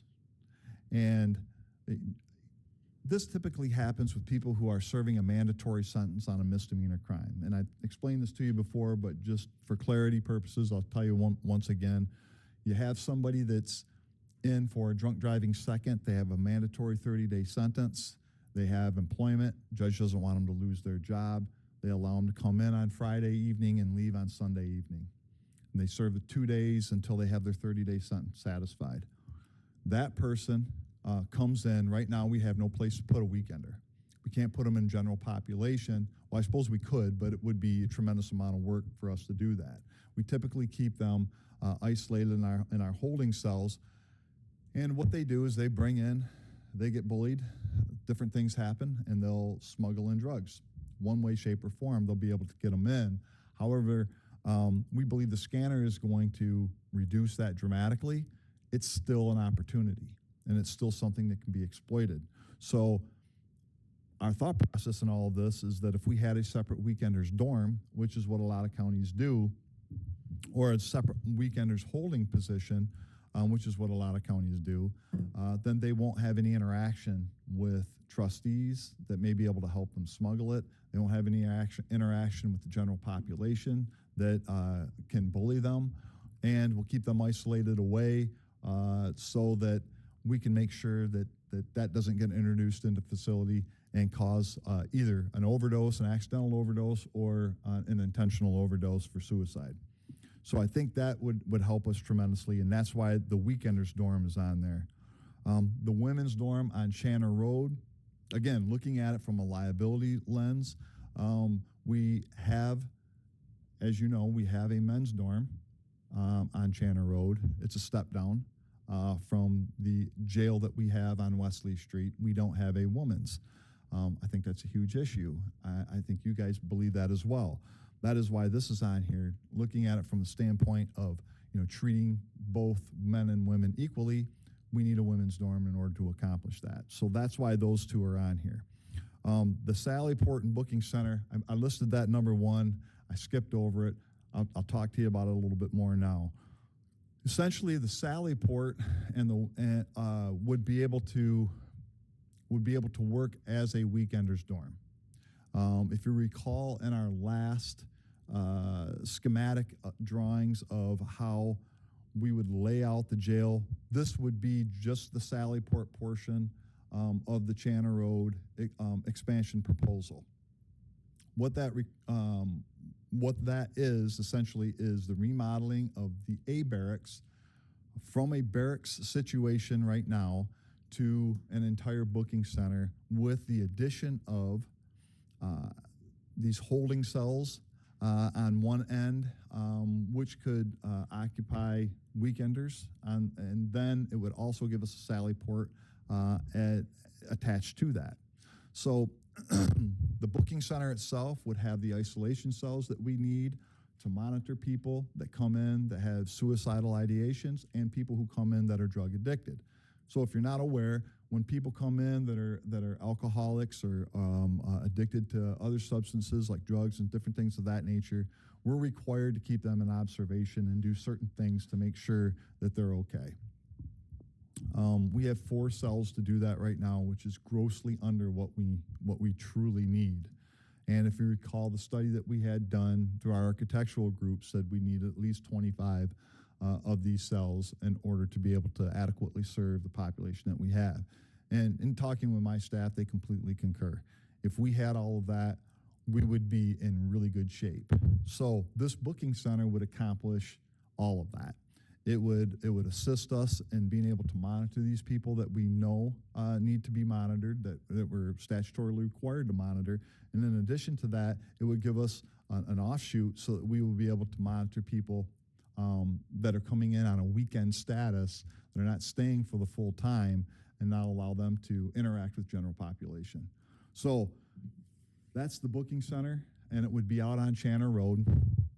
And essentially the way that it would work is anyone who has to be housed for pretrial detention, who doesn't make bond, because our booking is kind of a revolving door, that people come in and they don't stay for very long. They don't go into general population. Think of your drunk drivers, domestic assault, things of that nature. They're in and out, in and out, in and out constantly. That could all take place over on Chanter Road. And if somebody is locked down on a more serious charge, we would be able to transport them over to Wesley Street and keep them for pretrial detention over on Wesley. What I would do with our current booking center is essentially cause that to be a control center for Wesley so that you can monitor people coming in and out. We would still use it, obviously, for the secure transport of inmates going back and forth.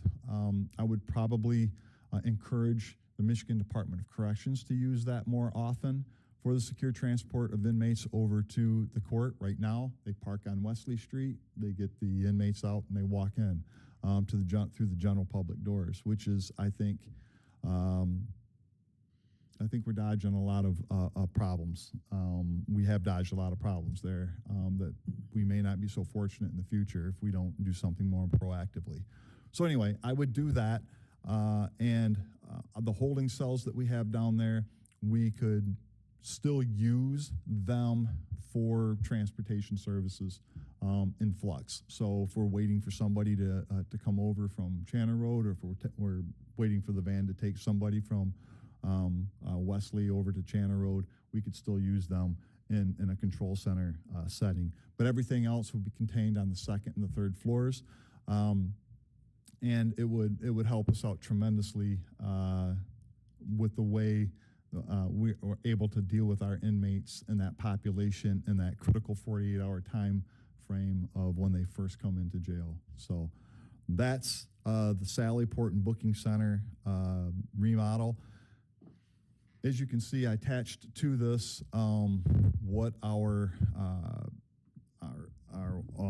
architectural group, which is different now. It used to be RQAW, it's now DCCM, so they sold to some other architectural company. So DCCM came up with this idea of what it would cost for us to accomplish all of that based upon the plans that we had before. And the estimation is anywhere between 10 and 12 million to get that accomplished. And that's turnkey 10 to 12 million on a booking center. The reason I pushed that off until 2027, I'll reiterate, is because I'm asking the state for funding, and I'm also asking the federal government for funding to help offset that 10 to 12 million. If so, is it palatable? Is it something that we would be able to do through capital improvements through the county? I guess that's the question I have for you, and that's kind of where I'm at with it at this point. I think this gets us one step closer. One of the things that I heard too, and I'll stop talking, when we were promoting the jail millages, one of the things that I heard over and over again is, one, why isn't the state contributing, right? I don't know. I ask, but they don't give it to us. Why aren't the feds contributing? Again, same response. And then, well, why isn't the county contributed? So wouldn't it be wonderful if all three entities contributed to this and we were able to get this accomplished? I think that crosses all of those boxes. And I firmly believe that that was a sticking point for a lot of the voters. They felt like, oh, you're just throwing this on our backs when you haven't rolled up your sleeves and done enough homework to get this accomplished. And I think this does it. I think that pulls us through. With that, you know, the women's dorm is a relative drop in the bucket. $300,000 is the estimate on it. But with that comes some operational cost increases that I'm not sure you folks would be willing to undergo right now. And I just want to make sure that you're fully aware of that. We would need at least 5 additional corrections deputies in order to man that. So I've got some ideas on how we might be able to offset that, but there's a lot of moving parts.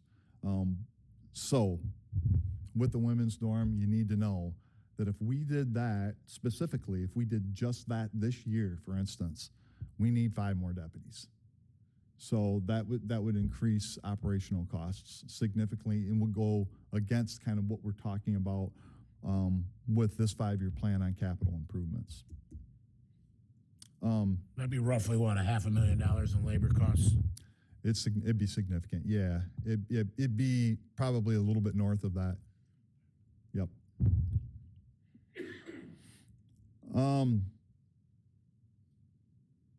What I'd like to do is also have 24-hour medical. I think that's really important liability-wise, kind of keeping in with that theme. We're one of the only jails of our size. I think we're the only jail of our size that doesn't have 24-hour medical. And the reason why is we simply can't afford it. When we went over the ACH contract here just a couple of months ago, it was in December, when we talked about re-upping that, we got one whale of a deal on that. But that's only 12 hours of coverage every day. And we have a lot of medically compromised inmates that we need coverage for. So 24-hour coverage would be wonderful. And that's more of a pie in the sky goal because I know that would be significant in cost increase as well. Going to bid for new jail, I think is important. We would need to do that in 2027 because I would just jumping through to 2028, 2029. I'd like to have some ideas on how we might be able to go forward with asking the voters again if you think it's necessary, because I do, to get a new jail. Then the gun training center. This is an idea that spawned over talking with other area departments and how it would be beneficial for us in our training consortium to have one singular training center. Now we can use Channer Road the way that it is right now, and we have been, but there's other ways that we might be able to accomplish that right over by our range. And so this is an idea that we're thinking about right now, and I would ask the community to assist us in the erection of a pole barn or something like a pole barn that we would be able to put our mat room in, which for our defensive tactics, and also use it for virtual reality training. There's ways that these virtual reality things work. I won't go into detail, but if you have a large open space, you can essentially use that in virtual reality training to be a house or be a field or be all sorts of different things, but you need a large open space to do that.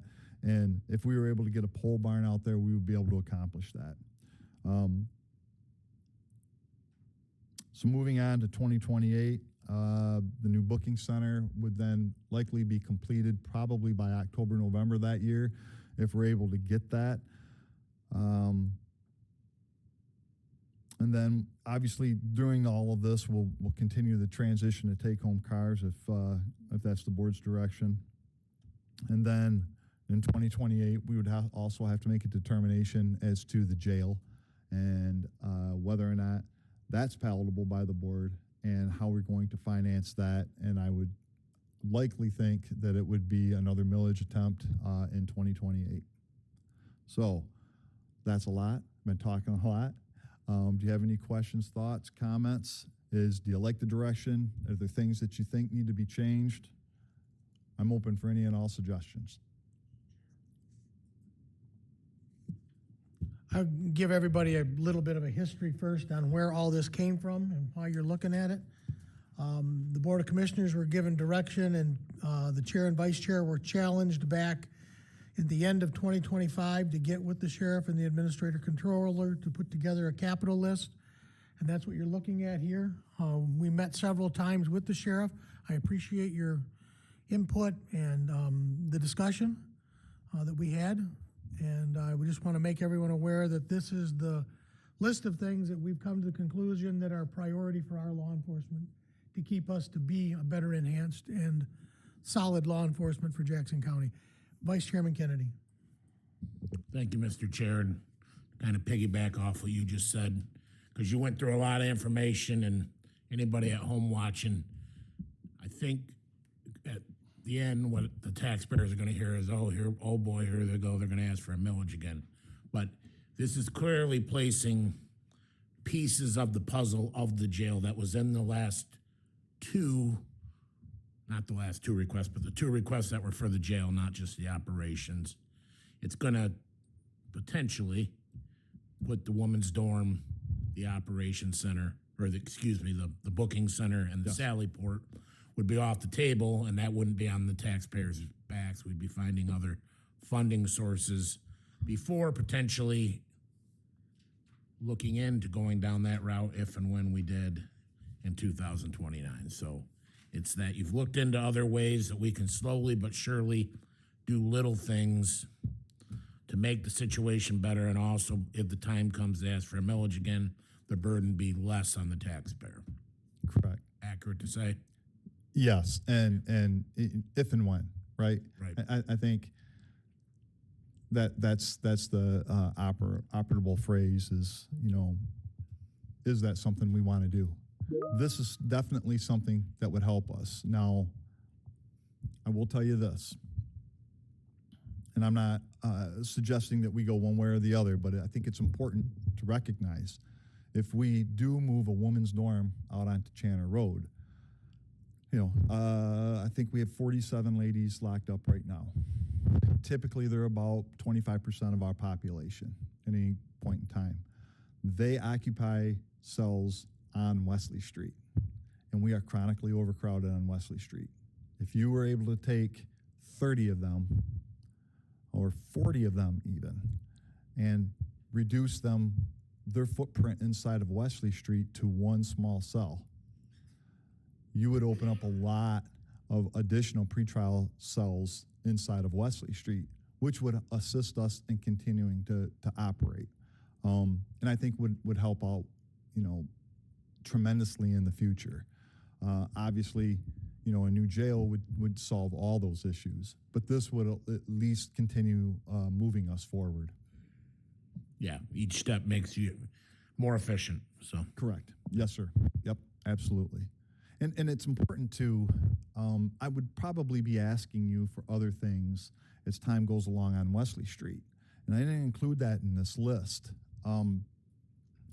Those costs would be nominal. For instance, when we got the scanner done here recently, I'm happy to tell you that I think the cost estimate for the construction was roughly $10,400 for the cutting of the hole and the placement and the building of a wall and all that kind of stuff. Well, learned that after we got the scanner, we didn't have to build a wall. We can just push the scanner right up to it and enclose it that way. So that there was some cost savings there. I haven't recognized what they are yet because we haven't gotten our final bill.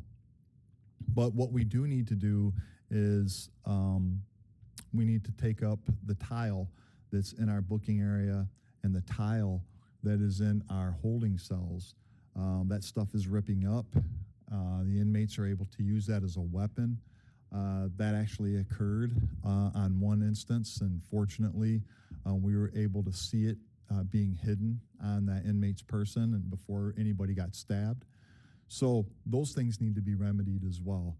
Those are nominal costs. I mean, from what we're talking about, big picture $1 million items, we're talking probably $10,000, $12,000, $15,000 to do different little enhancements like that as time goes along. And I will ask you for those as time goes along because I do think they're important for operations. I'm not going to do any big things on Wesley Street.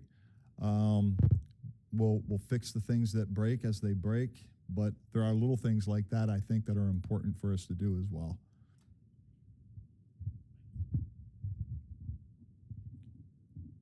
Other commissioner comments? Commissioner Pileski. Thank you, Mr. Chair. So as to the Sallyport work out at Channor Road, if we were to eventually build the jail as we had contemplated doing when we were looking at the millage, that would be a phase of that project that we wouldn't have to do in the future. In other words, we're not going to have to redo it. That's right. Okay, so that's not really, it's not wasted money. It's moving a step toward something that we couldn't afford without having done a millage. If we move the women out to Channor Road, does that not relieve you of some staffing at Wesley Street?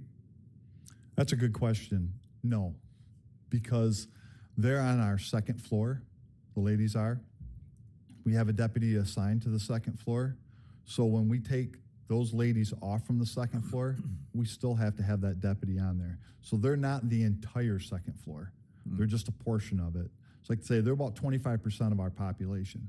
So second floor also has on it many males as well. So we will still need to still need to man that floor with a deputy. So we can't displace a deputy from the second floor and put them out onto Channor Road. I think that's where you're going with it.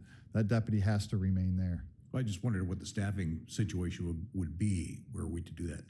And I think I'm correct in saying that in none of these plans do we abandon Wesley Street, which we all know to be obsolete and dangerous in its design, even if it's well maintained, even if we put a shine on the floors, for instance. we put a shine on on it, okay, it's still what it is, a 70-year-old obsolete, dangerous facility. Right. Okay, that is lawsuits waiting to happen. Also, when we talk about the cars, I think you'll be well advised to take the term "take home" off of it. Okay. Call it asset deployment. Call it whatever else. Oh, I like that. Okay. Words matter. We can convince the public all we want that this is the right thing to do, but the term is gonna screw it up. Understood. Okay, just more. We'll wordsmith it. More advice. It's wordsmithing. Sorry, It's politics, I guess, but the fact is that's gonna irritate the public. Understood. Thank you, Mr. Chair. Other commissioners? Yes, ma'am. I know that the body scanner is new, so you maybe haven't seen many results, but I'm wondering, are we seeing any results? I mean, I know it's brand new. Have you been able to ascertain that somebody's bringing in contraband, or where are we at in that process? Nothing that has been brought to my attention. So we just implemented it fully Friday. Do you know if there's been any, have you heard of any? No, not yet. I can tell you though that the staff that are utilizing it says you can see everything. I mean, everything.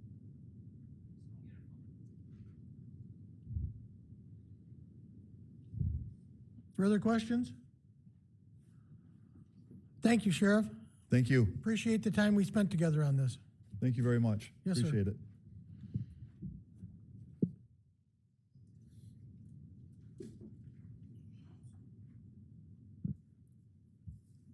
Is Deborah gonna? Next item is policy 4040, reviewed by Deborah. No? My screen went down. My screen went down. Can you pull it up?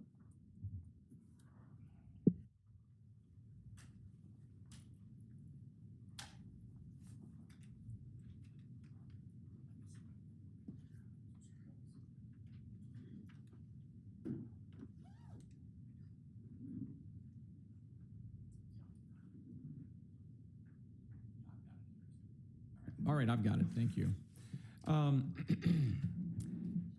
Yeah, obviously, at our last meeting, it was long. We just looked at it in the sense that, the county board sits here, has these public meetings so that the county commissioners can talk to each other and discuss business, and that the public can witness that event, that you're doing business. It's not necessarily a meeting between the board and the public. It's a meeting between the board members so you can discuss and make decisions. Of course, the public's always welcome, and the public's always welcome to comment. But what I believe,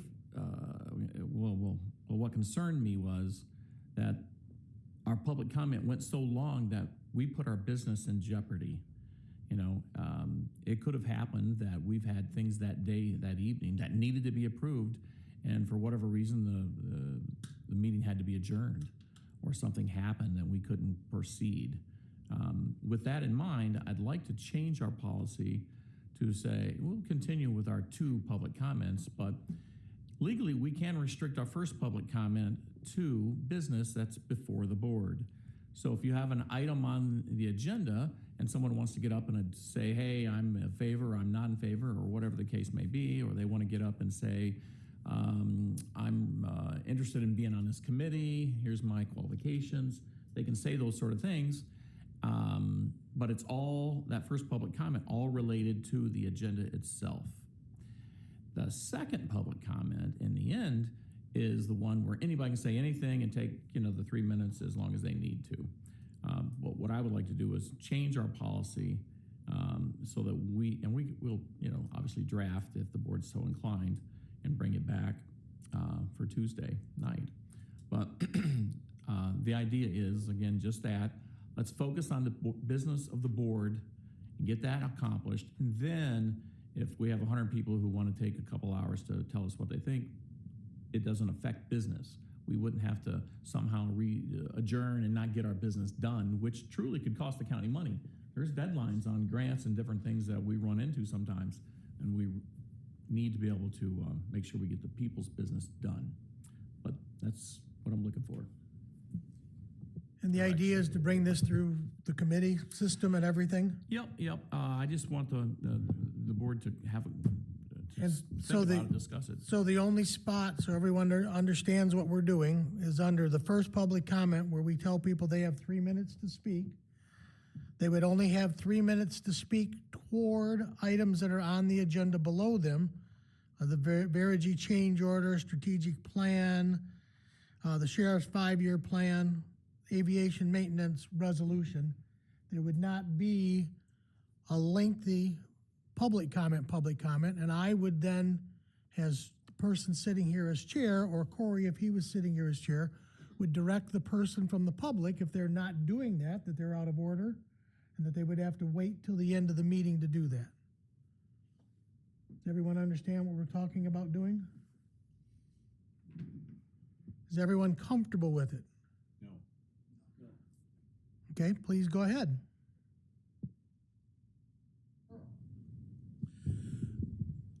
I think normally our public comment has been fairly limited and has not been problematic until the most recent meeting.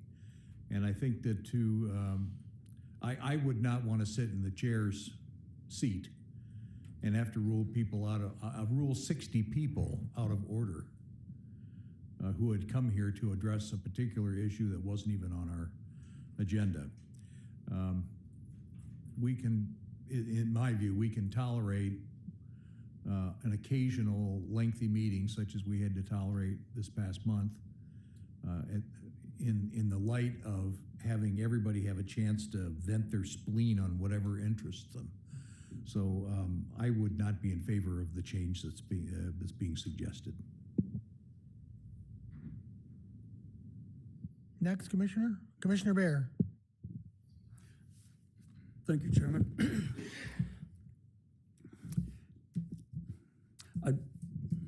If the meeting runs long, personally, I just make a personal commitment. I will stay here till it's done. When I signed up to run for commissioner, I didn't say that I was only willing to spend 45 minutes at a commission meeting. If it takes 5 hours, well, we'll take a break and bring food and drink in, and then we'll continue our meeting. So I see no reason why any meeting should be canceled. If we are reviewing policy 4040, I think there's more to review than just the public comment issue. If you look under item 2, we got subcategories A, B, C, D, E, F. Well, F reads controller or board chairman to agenda. That's not an agenda item. So what we have listed here as F shouldn't be F. F is just a continuation of the sentence, which is item E. So F should be moved down to awards and recognitions. G should be moved down. Every letter should be moved down. Unless you want to put on our agenda an item, controller of board chair to agenda, which I don't know what that would be. So it's just a formatting thing here. For all the years I've been on the board, this thing is set up. God, the screen just jumped. We don't go by designations A, B, C, D, E. We go by designations 1, 2, 3, 4. Now go back to 2025. Item 1, call to order. 1A, Pledge of Allegiance. 1B was invocation. 1C was roll call. But then the first meeting in January 25, 1 is roll call, 2 is Pledge of Allegiance, 3 is invocation, 4 is roll call. So we're not following the policy, and we're not following a consistent format. So like most things, I would like to see some consistency. What way do we want to do it? We just changed our policy last month relative to how we vote, the rotation. We had never followed the policy, and so we changed the policy to reflect what we do. So I think there's more to consider on Board Rules 4040 than just community comment. If I may, I don't disagree. In fact, we had not brought this for you to make any changes. We haven't made any changes to it. Our expectation is to redo and look at the whole policy for consistency and for errors and things like that. What I wanted to ascertain today was what the board, if the board was inclined to change up the public comment portion. We aren't reducing the length of the meeting. The meeting still could take hours. All we're doing is we're letting the first public comment be about business. The board goes ahead and discusses the business, approves the business or otherwise, and then you have public comment. Because in all honesty, if something were to got out of hand last week, and next thing you know, there's people being arrested and all kinds of crazy things are happening, we would have probably adjourned the meeting without conducting any business that night, which could put us behind the 8 ball for a grant or some other project determination that we need to make. That's the only reason I asked it. It's not to reduce the length of the time of the meeting. All those people will get their chance to stand up there and say what they want to say for 3 minutes. That's really the difference there, is all I'm asking for. Commissioner Kennedy, you had a comment? I didn't, but I'll speak on it. It's the first I heard of this, but I don't necessarily have an issue with it because it's not infringing on free speech. Because as you said, the first public comment is germane to what the actual meeting is about. And the second public comment allows individuals to address other topics in the county that they want to speak about, or wherever, because we get people that just say random things. So I don't really have an issue either way. I can sit here and listen to it, but I definitely can see what the administrator's talking about. I've been involved in a township board where stuff can go sideways real quick and meetings, business doesn't get conducted, and then there's consequences for that. So I'd vote for it, but I'm also fine with keeping the way things are if other commissioners aren't comfortable with it. Thanks. Commissioner Walls, and then I'll go to this end. Thank you. I will be in favor of this for a number of reasons. One, we had similar incidences in townships that I represent where meetings are disrupted, meetings have to end early, they don't get through their agenda. There's a whole variety of things. We're still going to be leaving everybody the opportunity to speak at the end of the day. And as we noted, many of those people spoke and then left. So I have a variety of things that I would like to just give food for thought, but I'll wait till Commissioner Thing. But I am in support of the first public comment being related to business on the agenda, and the second one being related to anything they want. One thing that we witnessed is we had a gentleman to be appointed to a board, I believe your board, Corey. He sat here for almost 3 hours before he got the opportunity to introduce himself to us as a candidate for a board. We have a lot of trouble getting people to step up to the plate and say, hey, I'd like to volunteer for this board. We don't want to give them any means of discouragement. I'm in support of it. Thank you, Mr. Chair. Just thinking back over when I was a young man, I wanted to be a singer like my mother, but I didn't want to practice. And Mom was really good. And she let me know that her saying was always, that comes with the suit. If this is what you want to do, that comes with that suit. I think in the situation as far as public comment with us as commissioners and the time, I think that's just something that comes with the suit. I think we risk taking an opportunity away. There may be someone that drives from way out in the township somewhere that comes in. Maybe she's a senior citizen. Maybe she can't wait to the end of the meeting to give her comments. So I think it's a challenge to make sure that we're being considerate of everyone and giving them the opportunity to speak their voice. Don't get a lot of times when there are controversial issues, yes, we may get a room full of people. But in my time here, I've only seen that just the one time. So I would vote against this. Thank you, Mr. Chair, for your time. Thank you, Mr. Chair. So my sentiments are similar to Commissioner Pileski and Commissioner Willis. I would, at this stage, would be voting no for the same reasons. Thank you. Do you have marching Mr. orders? Chair, if I'm in order. Wait a minute. Thank you. If I'm in order, I do have one quick follow-up question. Will this come back during general government? Yes, that's the idea. All right, thank you. I think that revisiting it is appropriate, and the Board of Commissioners want to be able to share their opinion on it and vote it up or down.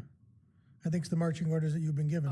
Agreed. And we'll clean it up to make it, we're gonna be changing some other typos and things like that on there as well. So there'll be a change. If nothing else, at the end of the day, on Tuesday night, you can approve, well, let's put it this way. There'll be, we'll clean it up, so you can always approve the agenda, and we'll leave the one item hanging. You guys decide whichever way you want to go and Yeah, the committee can decide. yes. Yeah, it's gonna wander through the whole process. Yeah, put it out there. We will pull our teeth and draw it all out as long as we can, Earl. It'll be as painful as we want. Correct. Okay, we've arrived at public comment. Guidelines, each individual will state their name for 2 minutes. And to address the board, you may only address the board once City Hall. under this public comment. Opportunity may not yield your time to other members. Seeing no public that's willing to speak, we are now at commissioner comments. Commissioner Walls. Thank you. Regarding Tuesday night, I do have a couple of things I think as a board we need to think about, and one is safety. I understand that you haven't seen this perhaps here at the commission. I have unfortunately seen many issues in my previous life as an emergency room nurse. One of the things I would like to address is there is no egress for this board. That was closed, that was closed. If something went really south, there is nowhere for us to go. It's not a safe environment in terms of getting people out in a timely manner. How could we do that? Well, I've thought about that. If you reconfigure the room, that's a big expense to the county. If you put a temporary or a small hallway that you could exit out and go out that door over there, or some other egress. But I think we really need to consider, and maybe that's gonna take sitting down with the sheriff or the state police and say, hey, do a safety evaluation here, because quite frankly, there are multiple lives up here that were at risk, okay? The other thing is, I also believe that anyone that approaches this board without permission should be immediately asked to leave. That was not appropriate. It was not safe, and it just riled the crowd more. So I feel like if anybody approaches this board for whatever reason without permission, they should be asked to leave the building. I don't believe public should be allowed up on these steps. I looked over here, and we had people encroaching all the way up. They were beyond this platform. That's not safe.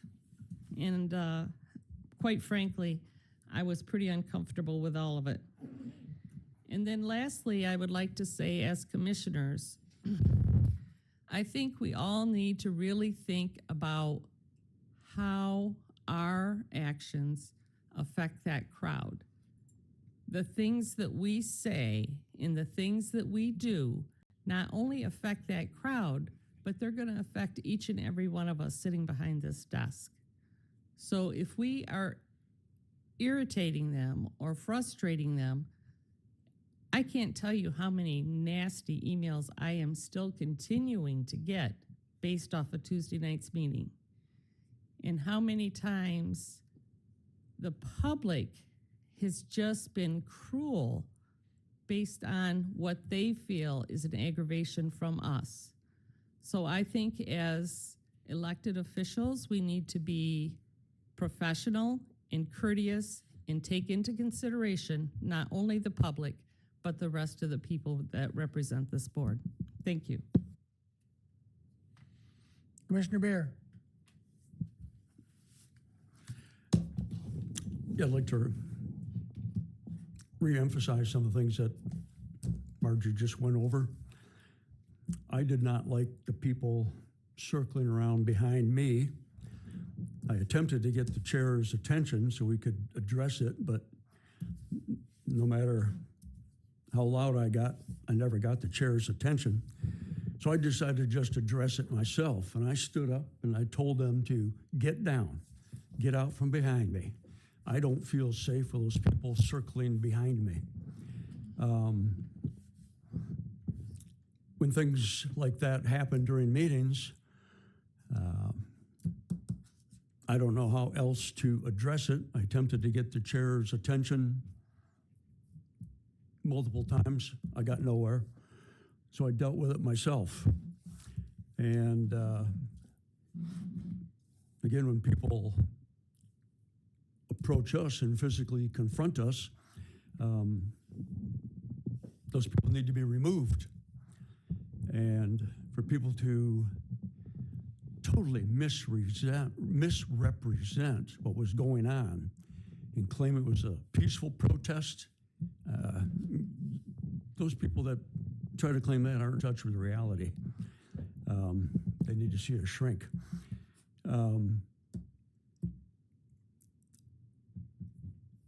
Some of the people here are of the mindset that if they don't agree with me, they can attack me. I was personally doxxed, where I'm not on Facebook, but I have several friends that do, and they told me to be cautious because my home address was published on Facebook by some of the violent people. And people were being encouraged to come to my home. Now, if that's the way liberals want to act, then I don't need anything to do with them.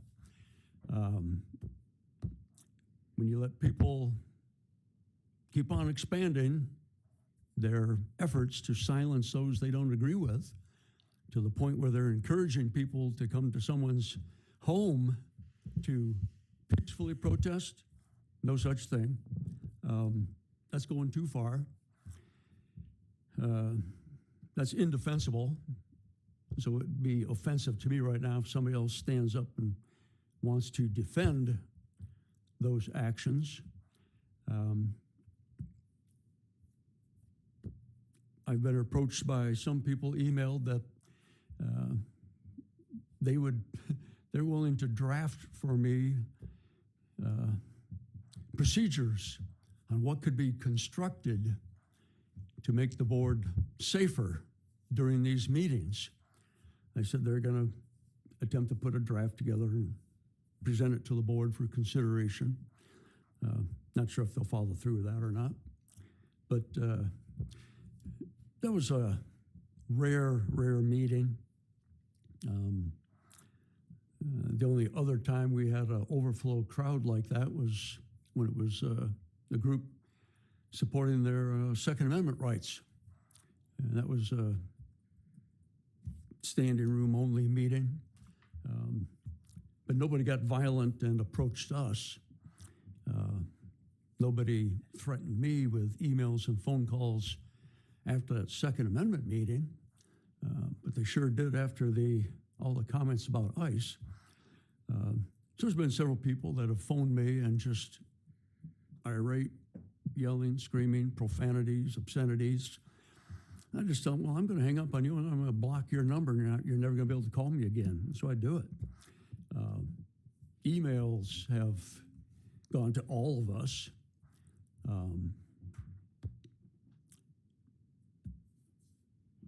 That people out there are upset, and they think because they are of one political persuasion, they get to demand things happen to people of a different political persuasion.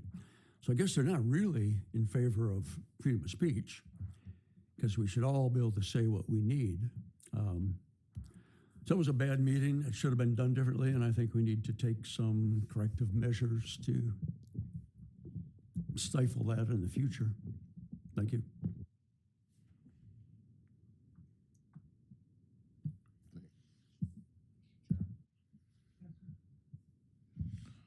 Thanks. Probably out of all the commissioners, I've been in situations similar to that from the recall times out in Leone Township. And I can tell you some very simple solutions. Number one is positioning the sheriff closer to the diag. And anyone that approaches aggressively is removed immediately, zero tolerance. You can say what you want to say. I have no problem with that. You can email me, call me. I don't take issue with that. No problem. But when you approach me and you get in my personal space or another commissioner's, it's unnecessary and uncalled for. I kind of touched on commissioner comment when I came to the meeting, and there was a group down there as I was coming up the elevator. Individual approached me who I didn't know, who didn't live in my district, who began, basically she was just trying to get a reaction out of me by bringing my family up. It's no secret. You know, I married a Jamaican woman, and my children are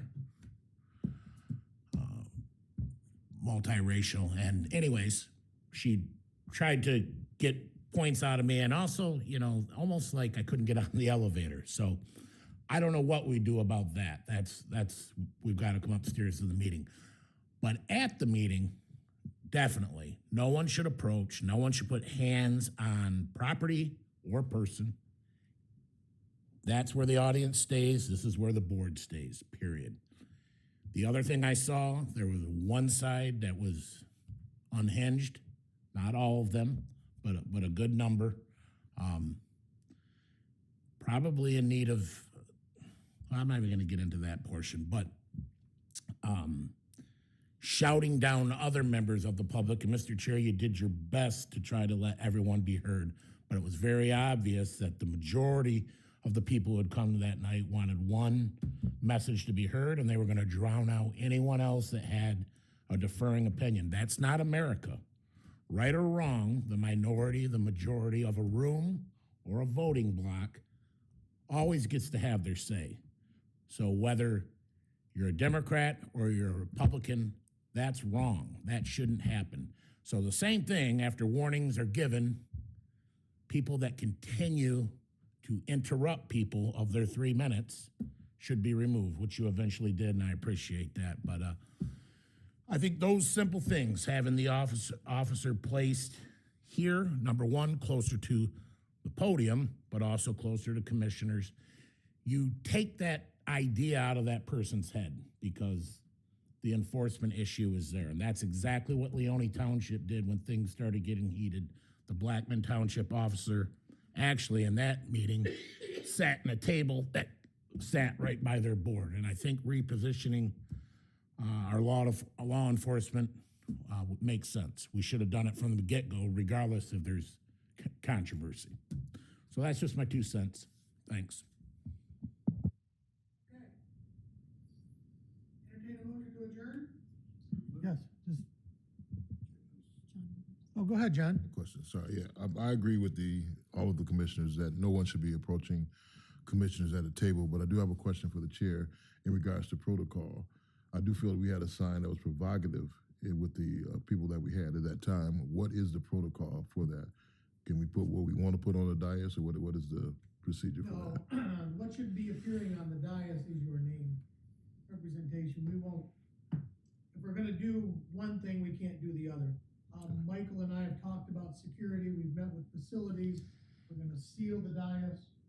We're gonna work towards taking care of other issues that we have, getting off, getting out of here, type deal, Margie. You know, the other thing we can consider doing is the Board of Commissioners could get up before the meeting starts. If we're looking at it, and we can leave and wait until such time as the room is cleared to go forward. I'm of the opinion, I want everyone to understand this, that you get your 3 minutes at the beginning of the meeting, and it should be 3 minutes. You get to speak. We're discussing, though, with our attorney, what is the safest and best practice, and that's what we'll be looking at going forward, and making sure that we keep everyone safe and keep what are the best practices going forward for that. And we will look at all organizations to give us that answer. So that is the direction on the way we're gonna go. I will pay closer attention to what's set up on this dais and make sure it's removed beforehand. No doubt in my mind. But we will go forward from here And new with the next meeting being another chance to see how we do. This is an experiment. It has been an experiment for over 200 years in representative government, and we're going to continue. I hate to say it, but this is not we've had more violent attendance at county commission meetings. You have to go back in the history to look at it, but yeah, there were people removed. And on your, not to pick on the amendment night, Second Amendment night, but we did get approached by an alcohol-induced person with a sidearm who threatened bodily harm to commissioners. So that did go on. You were not made aware of it because it was handled. So that is the best that I can say about it. And that we will continue to learn is what we will do. I thank everyone for their understanding, and yeah, we're gonna have some long meetings in the future, but given a chance, I'll also make us some short meetings. So with that, we're adjourned.